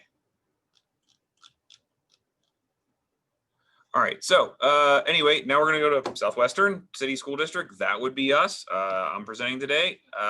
And today I'm gonna be demonstrating our district's latest adaptations to our attendance rate dashboard that we're using to account for blended learning groups, and which is kind of the Infinite Campus's terminology for hybrid versus online or remote only or physical. Physical versus remote days, including allowing for like attendance rate comparisons between different weeks and even school years. So my name is Robert Kramer. I'm a programmer in the data center at Southwestern City School District. I've been working here now for over 11 years, both as a programmer and prior to that, the operations coordinator. Prior to my time here, I did come from the private sector. I spent 4 years with a smaller engineering company. And that really made me pretty process oriented, working for like an ISO 9000 company. They tend to drive that into you. So when I came here, I definitely have spent a lot of time trying to shore up a lot of processes we have here and really try to nail those down. So let's go to the next one here. All right. Anyway, we're pretty big here at Southwestern, both physically and in terms of numbers. Our district covers about 119 square miles over much of the southwestern quadrant of Franklin County. We're based out of Grove City, but we cover several municipalities and townships, including a sizable chunk of Columbus, and even dip just a tiny bit down into Pickaway County there, which is fun when I have to then deal with 2 county auditors for an extra 200 parcels. But let's see, we have approximately 22,000 students pre-K to 12 across 34 schools. We have 16 elementaries, 5 intermediates, 5 middles, 4 highs, a career academy, an alternative school, a preschool, and a Head Start. So why all that? We have a definite need for handling large amounts of data, right? I mean, everyone does, but you know, the bigger you are, the more there is, right? Our student information system is Infinite Campus. We migrated over to IC from ESIS after ESIS was purchased by Pearson, and which of course then Pearson discontinued back in 2012. We've been very happy though with everything Infinite Campus has delivered to date. We've of course heard from a few other districts that are on IC. We've also been handling data and crystal reports. We've been doing that as far back as 2005, so far predating Infinite Campus here, and we still use this today. It is a Tableau and crystal reports just do a fantastic job of supplementing one another. I mean, with crystal reports, if your goal is a form-like layout or a spreadsheet, crystal reports can't be beat. Pixel perfect, they always talk about. But when we're getting a large amount of data, you're trying to dig into that, Tableau is the tool of choice, right? And so then in 2016, I think I heard that from Mark also, Tableau came along here and it was just an absolute game changer. So basically in 2015, our curriculum department approached us about a data warehouse. They wanted a way to get a better handle on student data and understand it better. I mean, now they didn't really know exactly what they wanted out of a data warehouse or what to do with that entirely. So of course we didn't know exactly what we're looking for either. We ended up sitting through many vendor presentations, trying to get an idea of what we want, what they are. Some were decent, some not so much, hadn't been sold or anything yet. And then finally we heard about this data visualization product called Tableau that Infinite Campus had been working with a partner on integrating Tableau with IC. And it was actually in an article that we saw in their yearly magazine. So enter Custom Computer Specialists. The company doing this integration just blew us away with their presentation, and we were immediately sold. And that's Bill Dwyer, the one we'll hear from next. And so the integration between Tableau and Infinite Campus is even two-way. There's data communication going in both directions on this. There's just so many things that made this sold us on the product. And it's just integrated in so many ways that a user wouldn't even know they're using a separate product. It's within the IC browser window. There's no separate login. Access to each dashboard is actually controlled through Infinite Campus, just like any other tool, right? So even from an administration standpoint, many parts of it are completely integrated IC. We can control that through user groups and even individuals for what dashboards they have access to. The speed is just fantastic since it utilizes Infinite Campus's own data warehouse product. Though it doesn't have to. I mean, we can pull from anywhere else, any other data source, including the live database. It's just going to be a little slower if you're trying to pull a large amount of data. Our data warehouse that we have through Infinite Campus is automatically updated with the latest data nightly. So all data is no more than 1 day stale, and that's taken care of automatically. As with many data warehouses, we do create views in SQL to be flattened into tables overnight. Which can really allow us to have those huge amounts of data that can be accessed at incredible speeds. Not just depth of data, but breadth of data from so many different tables, and just pare that down. And you get these incredible speeds in Tableau, or even other products if desired. We can use the data warehouse we can pull the data out in crystal reports if we need to, and we do that sometimes. Custom Computer Specialists even provided several dozen canned dashboards to get us started in learning Tableau. They say, edit away, right? We've modified them, reverse engineered some of these dashboards, and now we're sitting at, I don't know how many we have now, close to 80 different dashboards out there. And it's been a fantastic journey in trying to get this implemented here. So here is Tableau and Infinite Campus, and like was alluded to earlier by Corbin and Mark, is the things you can pull down from the state. There's actually a lot of great shape files you can pull down. And so this is one in particular. We pulled down just the shape file of all the school districts. They can look up school districts and find where they are. It's a question we get sometimes. And like Corbin had, you could pull in whatever data you want, put it in a tooltip and get phone numbers, superintendents, whoever you want, you can pull it down. But the important thing here on the left is, well, actually first, I guess I should point out campus is browser based. As you can see, most SISs are these days. On the left-hand side is IC's index navigation, and it's within that we navigate to access our Tableau dashboards. It's a hierarchical structure, so sorting the dashboards into what are essentially folders makes finding dashboards we want much easier, and you only see the ones you have access to. So district challenges and solutions. We definitely had our share of challenges when we initially started ramping up with Tableau. When we first adopted Tableau, we only had 2 employees available for development. We still do actually, and to be honest, our plates were already pretty full. So it was difficult, not just to find the time to develop dashboards, but even how to learn how to develop them. You know, we had never used Tableau before. So the solution, like many times, sometimes it's better be lucky than good. We had another employee within the department retire, snagged an amazing new hire, and that freed up at least more of my time to focus on dashboard development. Certainly not all of it, but enough to be dangerous now. But another set of issues that we faced was expectations. I think I've heard some other presenters kind of touch on this. In addition to the initial problem of time, we had to make sure administration understood what Tableau was and what it wasn't. You know, some people upstairs would, in curriculum department would, you know, just talk about it being magic. And well, while Tableau is really amazing, we had to explain to them that it does what it does because we've told it to. It's still a tool, just like anything else. It's just a super cool one.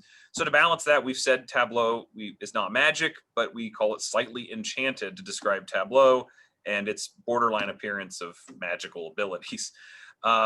Some people wanted a single dashboard to be the be-all end-all, where all data could be accessed if drilled down enough. And we kind of had to bring them back a little bit, explaining that, well, you know, yes, we can certainly bring some data together into single dashboards. There will be different dashboards to tackle different questions. So we had to dodge scope creep several times in the beginning. Everyone's a lot better about that now, kind of knows where that lands. We did have to tease out the details of what people were looking for. Sometimes they might say, oh, I want a behavior dashboard. Well, that's great. You know, what do you want in the dashboard? What type of data would you like at? What's the scope of it? On top of that, with our limited human resources, prioritization was an issue because development was, of course, slow in the beginning. So which project should get priority?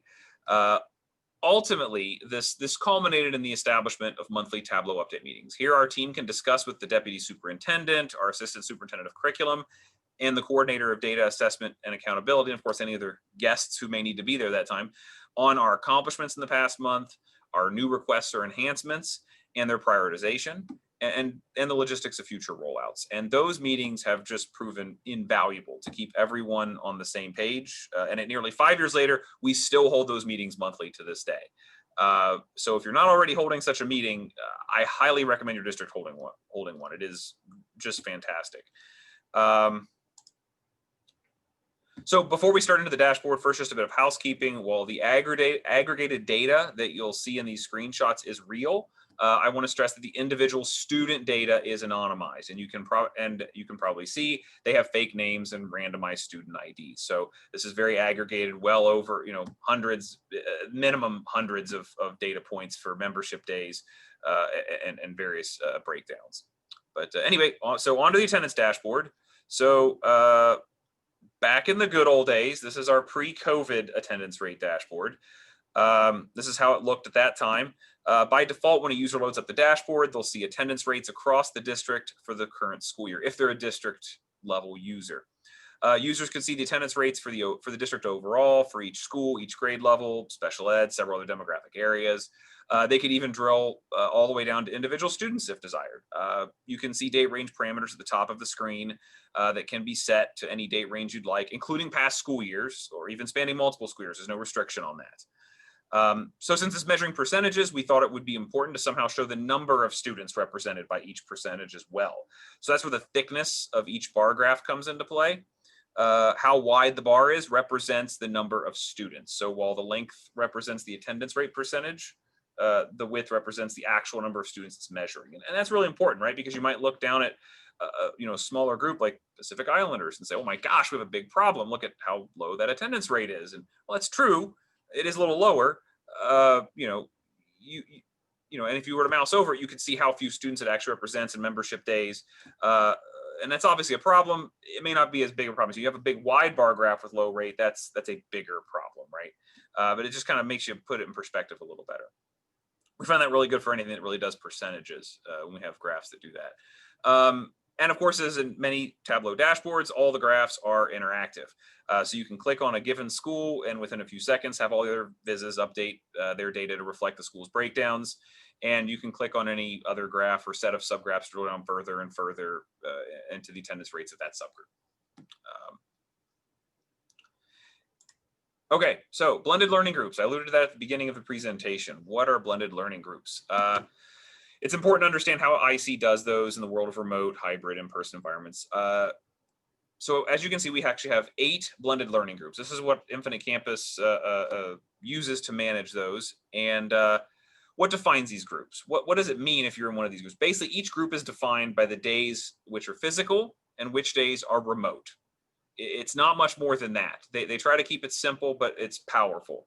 I think that might have been their slogan at some point. I don't know, I might have been ingrained with that.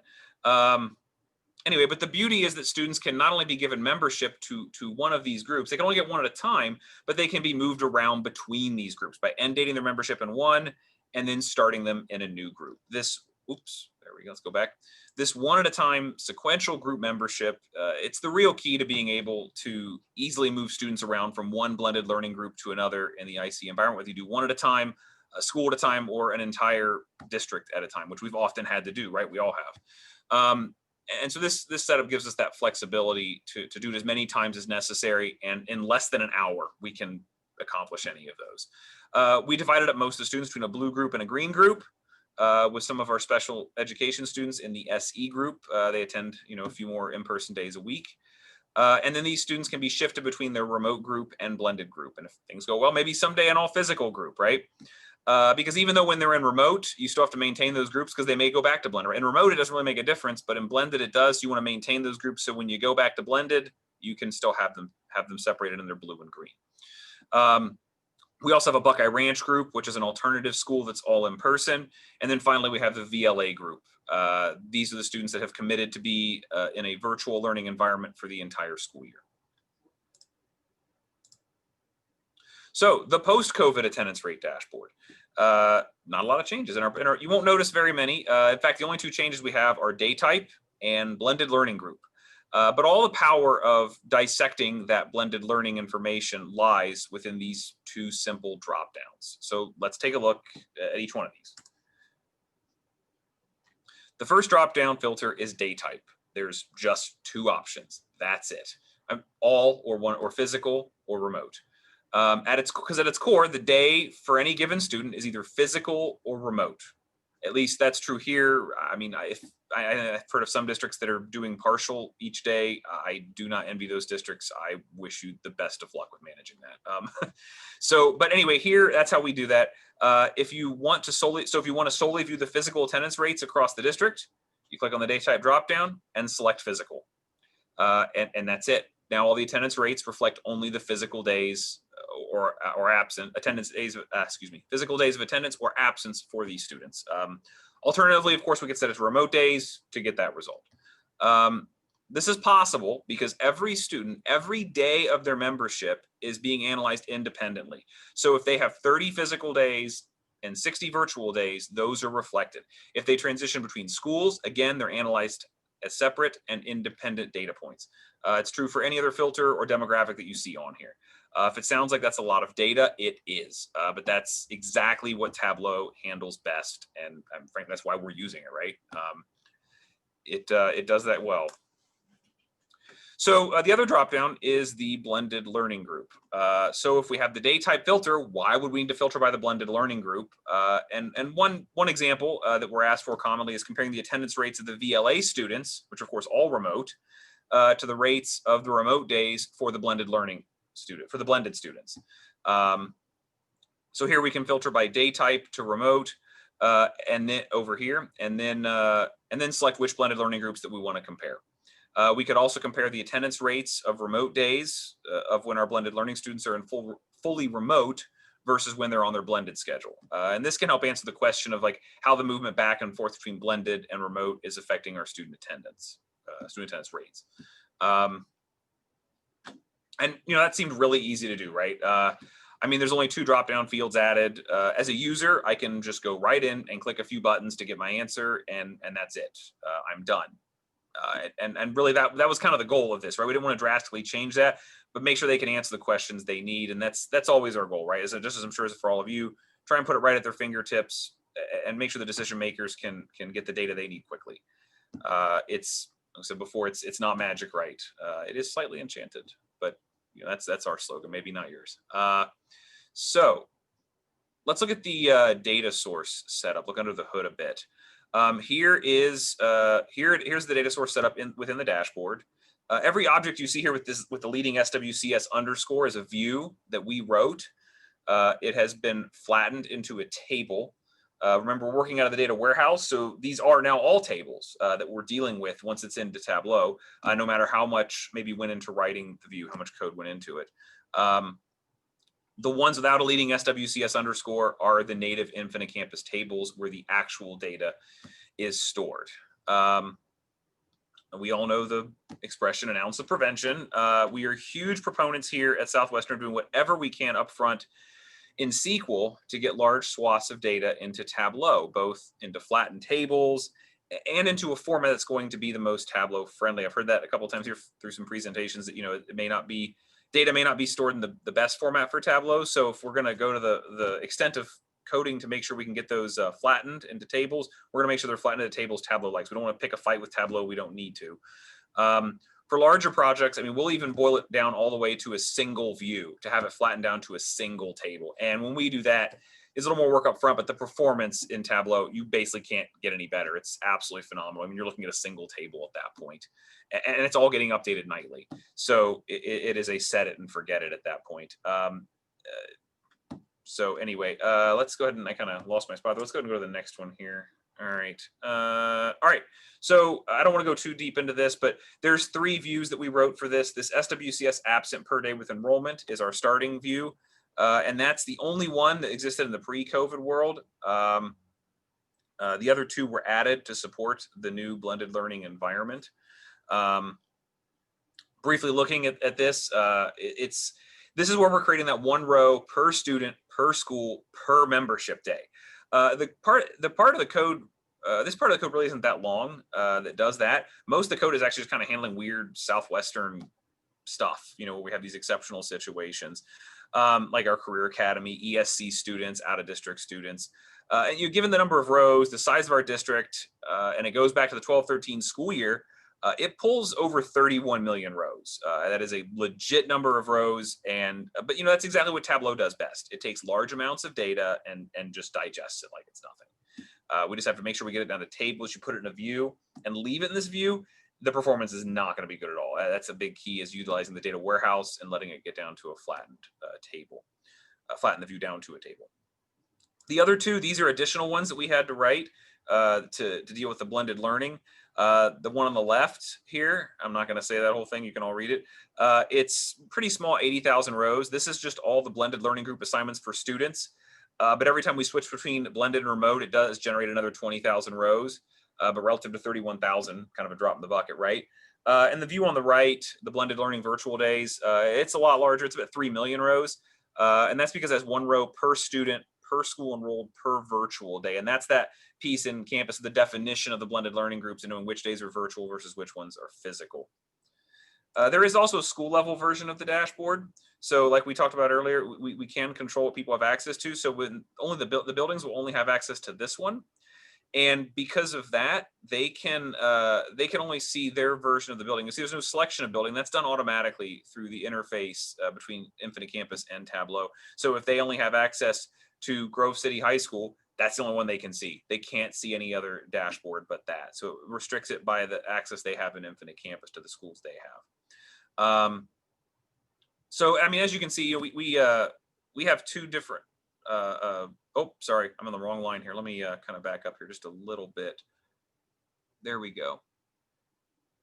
Okay, yep. So anyway, we also removed the school list over here on the left, and we replaced it with a longer school thing. Because when you're looking at the individual school level, you're going to want to see students a little bit more than at a district level.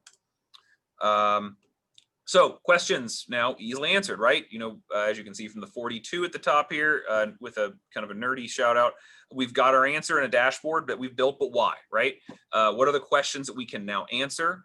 Because it doesn't matter how great of a dashboard you build, it doesn't answer any questions. It's just kind of cool looking, and it doesn't actually do anything.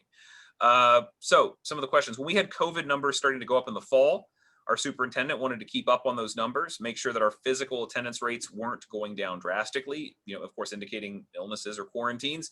So with this dashboard, he can now look at physical attendance rates on a week-by-week basis to look at both the overall attendance rate and the rates by building. Curriculum asked how the remote attendance rates for our blended learners compare to that of our full-time remote learners in the Virtual Learning Academy. And then, of course, there's the public records request, right? Because those news reporters are going to nail us on something. They don't know what they're going to nail us on, but they're going to find it. And so they need to ask those questions. And they wanted to see how our attendance rate for the first term this year compared to our attendance rate from the first term last year. They wanted to know how attendance rates for the physical days compare to the virtual days, which, if we've learned anything from this dashboard, is a loaded question. Like when you throw in the VLA, do they want those kids separate? But we were able to easily give them what they want, and with even a little bit more breakdown than they anticipated. We always try to go above and beyond. So we love to share.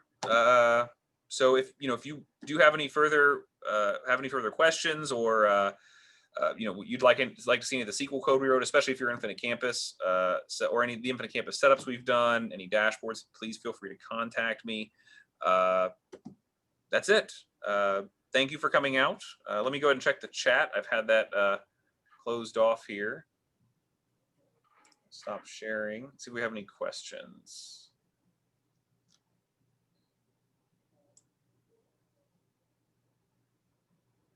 Corbin Moore, could we develop a demo data set for the work group so that we can create dashboards? Oh, this is kind of a general question, not about mine specific.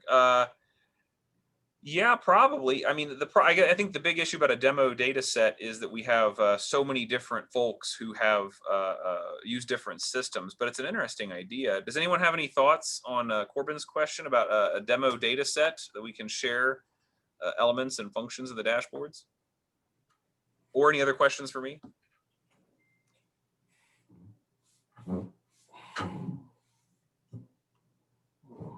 Crickets. It's getting late. People are less enthusiastic. Okay. Well, Bill, unfortunately, we went a little long here. I know this is going to be tough, but I've seen you go fast, so I'm going to hand it over to you and let you do your thing. Excellent. I've got everybody fast asleep now. Basically, I put them to sleep. Yeah. Sorry. No big deal. So let me I'm going to do I'm just going to show one screen because I'm not going to presentation mode because it jumps screens and then I jump. Everyone seeing my stuff? Oh, yeah, thank you. Okay, here we go. I went with the longest title I could come up with. All right, I could probably do better, but this is what we're doing. Pandemic-related reporting requirements. About me. I am the data evangelist at Custom Tech Software. That is what happens when you allow employees to give themselves their own title. Our company will not do that anymore because, well, they allowed me to grab that. But I do run our data business unit. We have close to 100 clients using Tableau inside of Infinite Campus around the country. I've been a Tableau partner reseller for 11 years. When I started working with Tableau, I believe there were 40 employees. There's like 4,000 now. I started using Tableau on version 5.0. I am an API junkie. The thing that got me most excited was, I think it was 6.0, and they came out with the JavaScript API, which I said, hey, I can put this into Infinite Campus. We have also adopted use of the REST API, as well as built a web data connector. A little bit more about me, and the web data connector allows us to basically have Tableau Desktop and Tableau Server log into Infinite Campus, grab pre-saved queries from campuses, general utility query general utility query utility. Yeah. And then pull it in as your data set as an extract.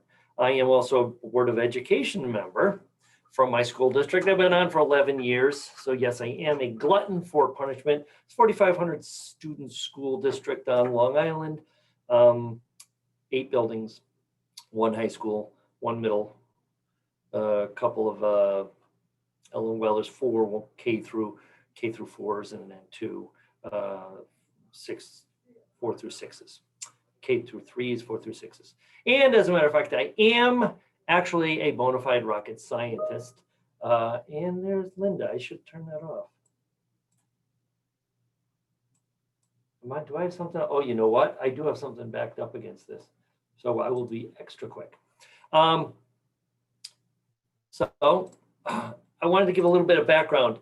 So the stuff that I'm going to show you was built to support campuses' blended learning. Robert did a great job of describing it. Just a little bit of clarification. So the way it works is you schedule your students like a normal school year. And then as he described, you have those blended learning groups, and you basically use the blended learning groups to assign virtual days. So if you put a kid in a group and then you assign that group to a school day, they become virtual. They stay home on that day.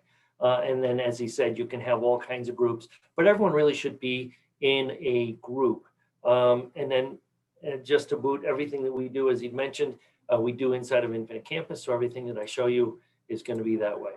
I'm going to show you a few and I'm going to really focus more on what we've done with Tableau and what the purpose of the dashboard was. I wanted you to see some of the way we built our dashboard to get the functionality. So I've got this daily group pies that I'll show you. These three first are really about getting your your blended learning groups, your hybrid learning schemes set up and making sure that it's good. And then obviously the student staff contact tracing are important, but they're also self-explanatory. Daily group pies, I'll show you a way to do a calendar view. One of the things that I do a lot is use parameters in the data source. So Robert showed you queries. I tend to write little subqueries that include a where clause that have like start date and end date. That way you can basically pre-filter your data coming in, consider it like a data source filter. Ordinary filtering, the course section counts was actually something built by one of our school districts that they shared with all of us. This student contract tracing, we're using parameters again, a neat dashboard action to go to a new URL within the same Tableau server, and also showing you how to get your Tableau server to serve up a CSV file directly, as well as an example of data pass back. Let me just get this out of the way. Sorry about that. I'm just going to say I'm going to be late. I'm gonna be late too. There you go. So let me jump in. Start here. So blended learning group, daily group pies. What is it? Basically, as I'd mentioned, you assign a blended learning group to school days, and you'll have a number of students in it. And what this allows for, districts love this because it's a simple way to visualize what students are out of school on given days. So you can see it's a calendar where I'm only showing Mondays through Fridays, the day of the month. And then if you hover, you can see the blended learning group name and the number of students. So you can see the 100% remote group, that blue section is always in it. You can see in this is, they have 500 kids out on B days, 539, because the group 1 in person Monday, Thursday is bigger than the group 2. Day C, which is Wednesdays, you can see all students are home, and that's for school cleaning, and then they go back. And you change these start and end dates, limit the query. If I were to come back and grab another, you'll see it pulls in the additional date. It actually ran out to the database, did the query, and came back that quickly. Because when you pass those parameters in, it makes queries very fast. So that's that. Again, this stuff is all just managed through the label, the mark label. So how do you do that? Basically, I come into the label, mark label for each one, and I basically take the day of date, and I left justified big bold, and then I center the others. And then we simply then take the mark, which ends up being the pie chart, and just center it. I'd love to know how to bottom align that, but I have yet to figure it out, nor find documentation that allows for that. Jump to the next one, which is household count. So when you do this setup, you want to make sure that all of your students are going to school on the same day and staying home on the same day. Why? A, for practical logistical reasons. Mom and dad want to go to work. They want all the kids out of the house on the same day. Also for health reasons. You want the kids then get exposed to the fewest number of other students in the district. And so what this does, a simple filter, show me all the households, and this is across all schools. of households that have students in more than one blended learning group. So you can see we have an A, B group. I went to a new site. And so what you'd want to do really is take this student and change them probably to the virtual A group so that they all go. So this is a nice way to check on that. And then I'm going to jump into the course section counts. Once you have your blended learning groups set up, you want to be able to see what's it look like now to the teachers in the classroom. And so what this does is it goes through, by the way, everything we're looking at here is for Harrison High because that is what's selected. I'm going to go and look at just English courses. And what this gives me is for all of the courses and sections in the English department now, I can see the teacher, the course number, the teacher, the section number, and then by group, whether they're not in a blended learning group, whether they're all virtual blended, the number of students. And the reason this is useful, and again, this is the dashboard that was built by one of our districts and shared, is that you can see here, like Dave Leifler in his section 1 of English, he's got 8 and 1. You really want these balanced because they're going to have basically, he's going to have 8 kids in front of him on one day physically in the school and only 1 the next. If I want to see the breakdown, some dashboard actions, if I select that section, you'll see student list details over here. It will pull up the 10 nulls, the students that are virtual, students that are in the blended, the 1A and the 8Bs. So it's a nice way to check on all of your groups. And then last one, because I'm out of time already, I'm going to go to the student contact tracing. So now that you've got all this, you've got your kids coming into school on given days. Unfortunately, when the kids test positive or suspected positive, you have to do contact tracing. The nice thing is we do have their schedule. We know when all the kids are in the building, when they are. So what this dashboard takes is an input of a student number. And again, this gets passed into the query, so I'm only bringing back a smaller amount of data. And what this does, and you put in a start and end date because these would be the suspected days of exposure, right? And you can put in any dates that you want. It defaults actually to today and yesterday. And you can see it comes up now with a list of all of the students that were in at least one period together. So there were 16 students. We have the ability also to modify the attendance codes because there may be, if a student has no attendance code, they were there. But if they were tardy, they'll have an attendance code, but they were still physically there. So this gives you the ability to turn on any tardies. If you have a schedule where you have all the kids scheduled into a class, but they don't physically go, this allows you to uncheck it. So if I do that, I uncheck it. I go from, I have 18 to 16, I think. Common room logic is also to accommodate schedules where you're putting multiple sections into a room in a period.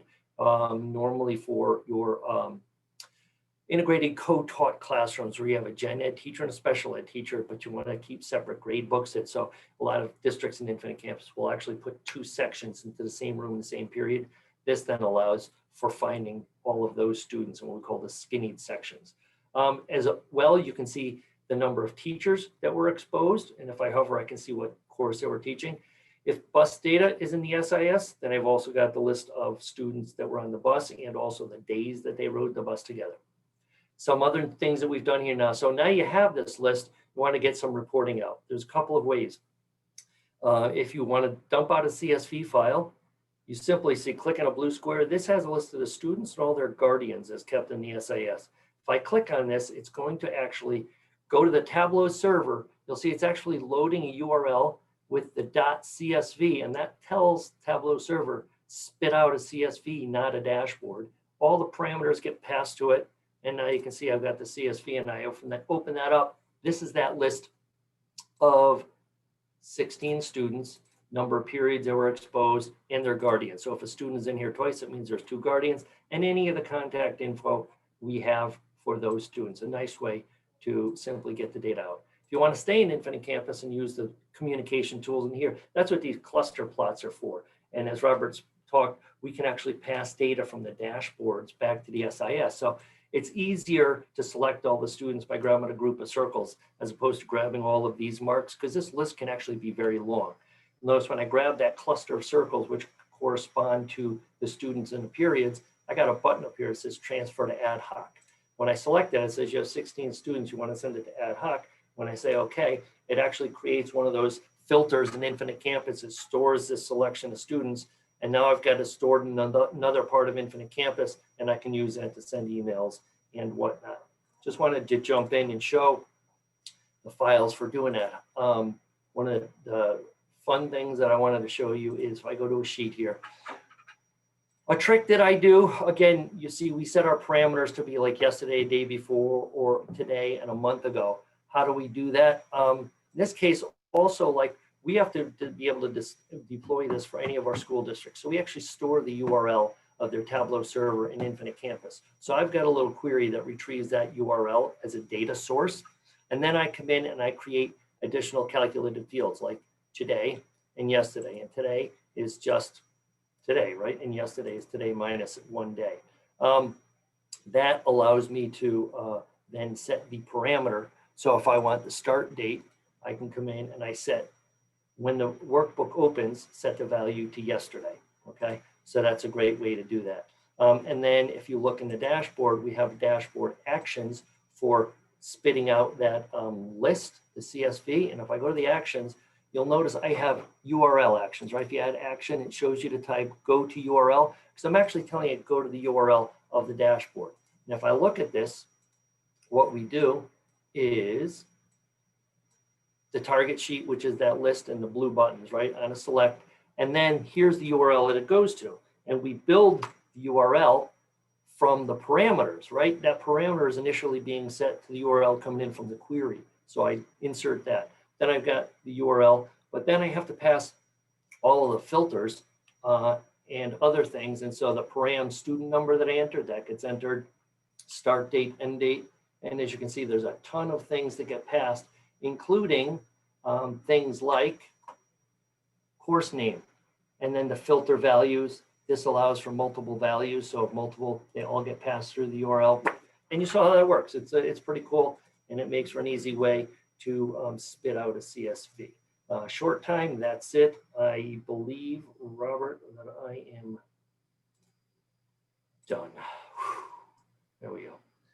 Did you have your, I'm just curious, do you have your staff contact tracing one too? The staff is the same logic as student, Okay. only it just kind of looks at the sections that the teachers are teaching, looks at the roster of students, what blended learning groups are physically present on those days.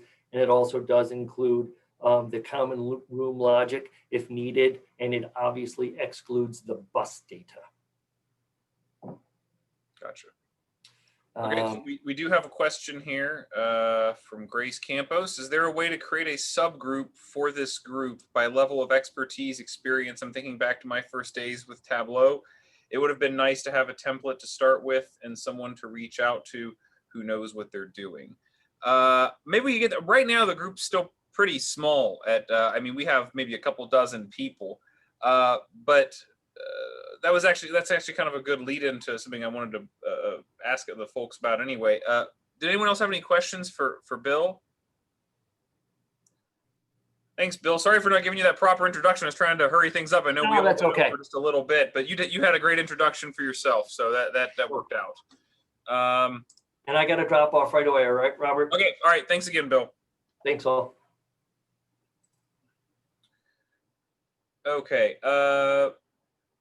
So anyway, yeah. So thank you everybody for coming out today, and especially everyone who presented. Really appreciate it. It was, I think this is about as good as we could get for a virtual meeting. It would have been nice to meet in person, but of course we had a few some guests from around the country even who were able to kind of sit in and see what we're up to over in Ohio. So that's part of, I think, communication with each other. So Tableau, I really tried to try and use their form, and I think it was fighting a bit of an uphill battle. Even talking to someone with Tableau, their forms aren't always the best for communication. That's why a lot of people don't use them. They typically use something else, like maybe a LinkedIn group. I know that's what the Columbus Tug does. We could even maintain an email list here at Southwestern if we don't think that would work. And that way we could have like a group that, common address we could mail, and that way I could just maintain the emails on it, and then we can email that way. What is everyone's thoughts on that about communication? Because I know it kind of leads into Grace's thing about, trying to communicate with people who maybe have more or less experience with Tableau or even similar systems.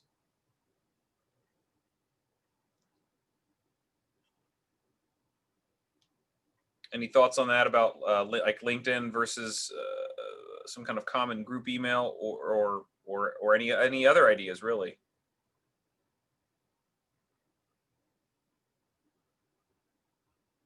Nothing. All right.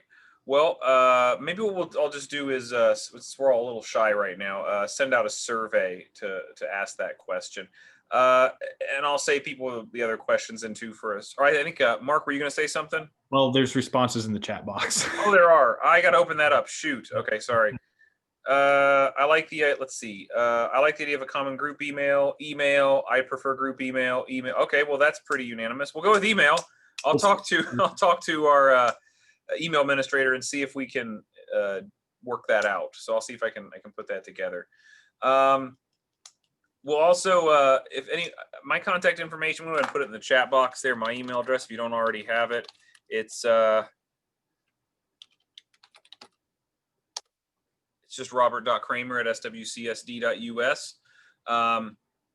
We're looking for different topics to discuss in the future. This kind of came together. A lot of people thought it's the topic du jour, right? It's blended learning and COVID, and that's what we all are thinking and living these days. So that kind of made sense, but hopefully we won't have to keep talking about that forever. So looking for different topics and volunteers to present too. We want to hear, what do you want to see and what do you want to present? Did anyone have any, this okay? A Wednesday afternoon? Afternoons seem to work better for most of these tugs. Anyone have any issues with that, or think other days of the week might be better, or mornings, or middle of the night on Saturday? I don't know. Could be a more entertaining meeting then. All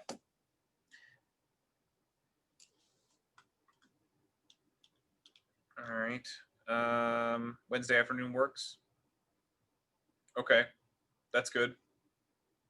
Hopefully we'll do something in person eventually once things calm down a little bit. Thinking maybe, optimistically, maybe this fall, pessimistically 2022. But until then, we'll continue with the virtual ones. That's all we can do. Again, if we can maybe if anyone wants to kind of post in the chat, I was thinking maybe at the moment, nothing too frequent unless we start getting tons more interest, tons more ideas. I guess maybe part of that'll depend on the interest in presenters. But right now, probably no more than a couple times a year would make sense to me. I'd like to do maybe a little more often than that, but I also understand that, we need to have people to present their stuff too. No one wants to hear from the same folks over and over. We want it to be, community, I'm sure, as everyone else wants to present stuff they want to and not feel like they have to. And then also just, if you want to email me any ideas for future stuff, generally not just topics, but any changes to format or things you love, things you hated, I won't try to ask you to do that on the chat there. But that was it. Anyone else have anything they wanted to say for the good of the order? I just want to say thanks for having me. I appreciate it, Robert. Yeah, that was really cool to see too. I keep hearing the legend and lore of Mark up at Marysville, so it's nice to finally put a face with the name as well as a dashboard with the legend. So thank you for. That's hilarious. I think about every district I talk to. Well, there's Mark in Marysville. Like, this man is a myth. I'm not even sure if he's real anymore. Like Bigfoot. Yeah, no, that's great. Up in the northwest part of Central Ohio. Yeah. Okay. Well, anyway, I posted my contact information out there if you want to get a hold of me. Anyone else? I think they posted it during their presentation. But if you need it, just shoot a message to me, and I'll make sure to get you in touch with them. And that's it. So thanks again, everybody.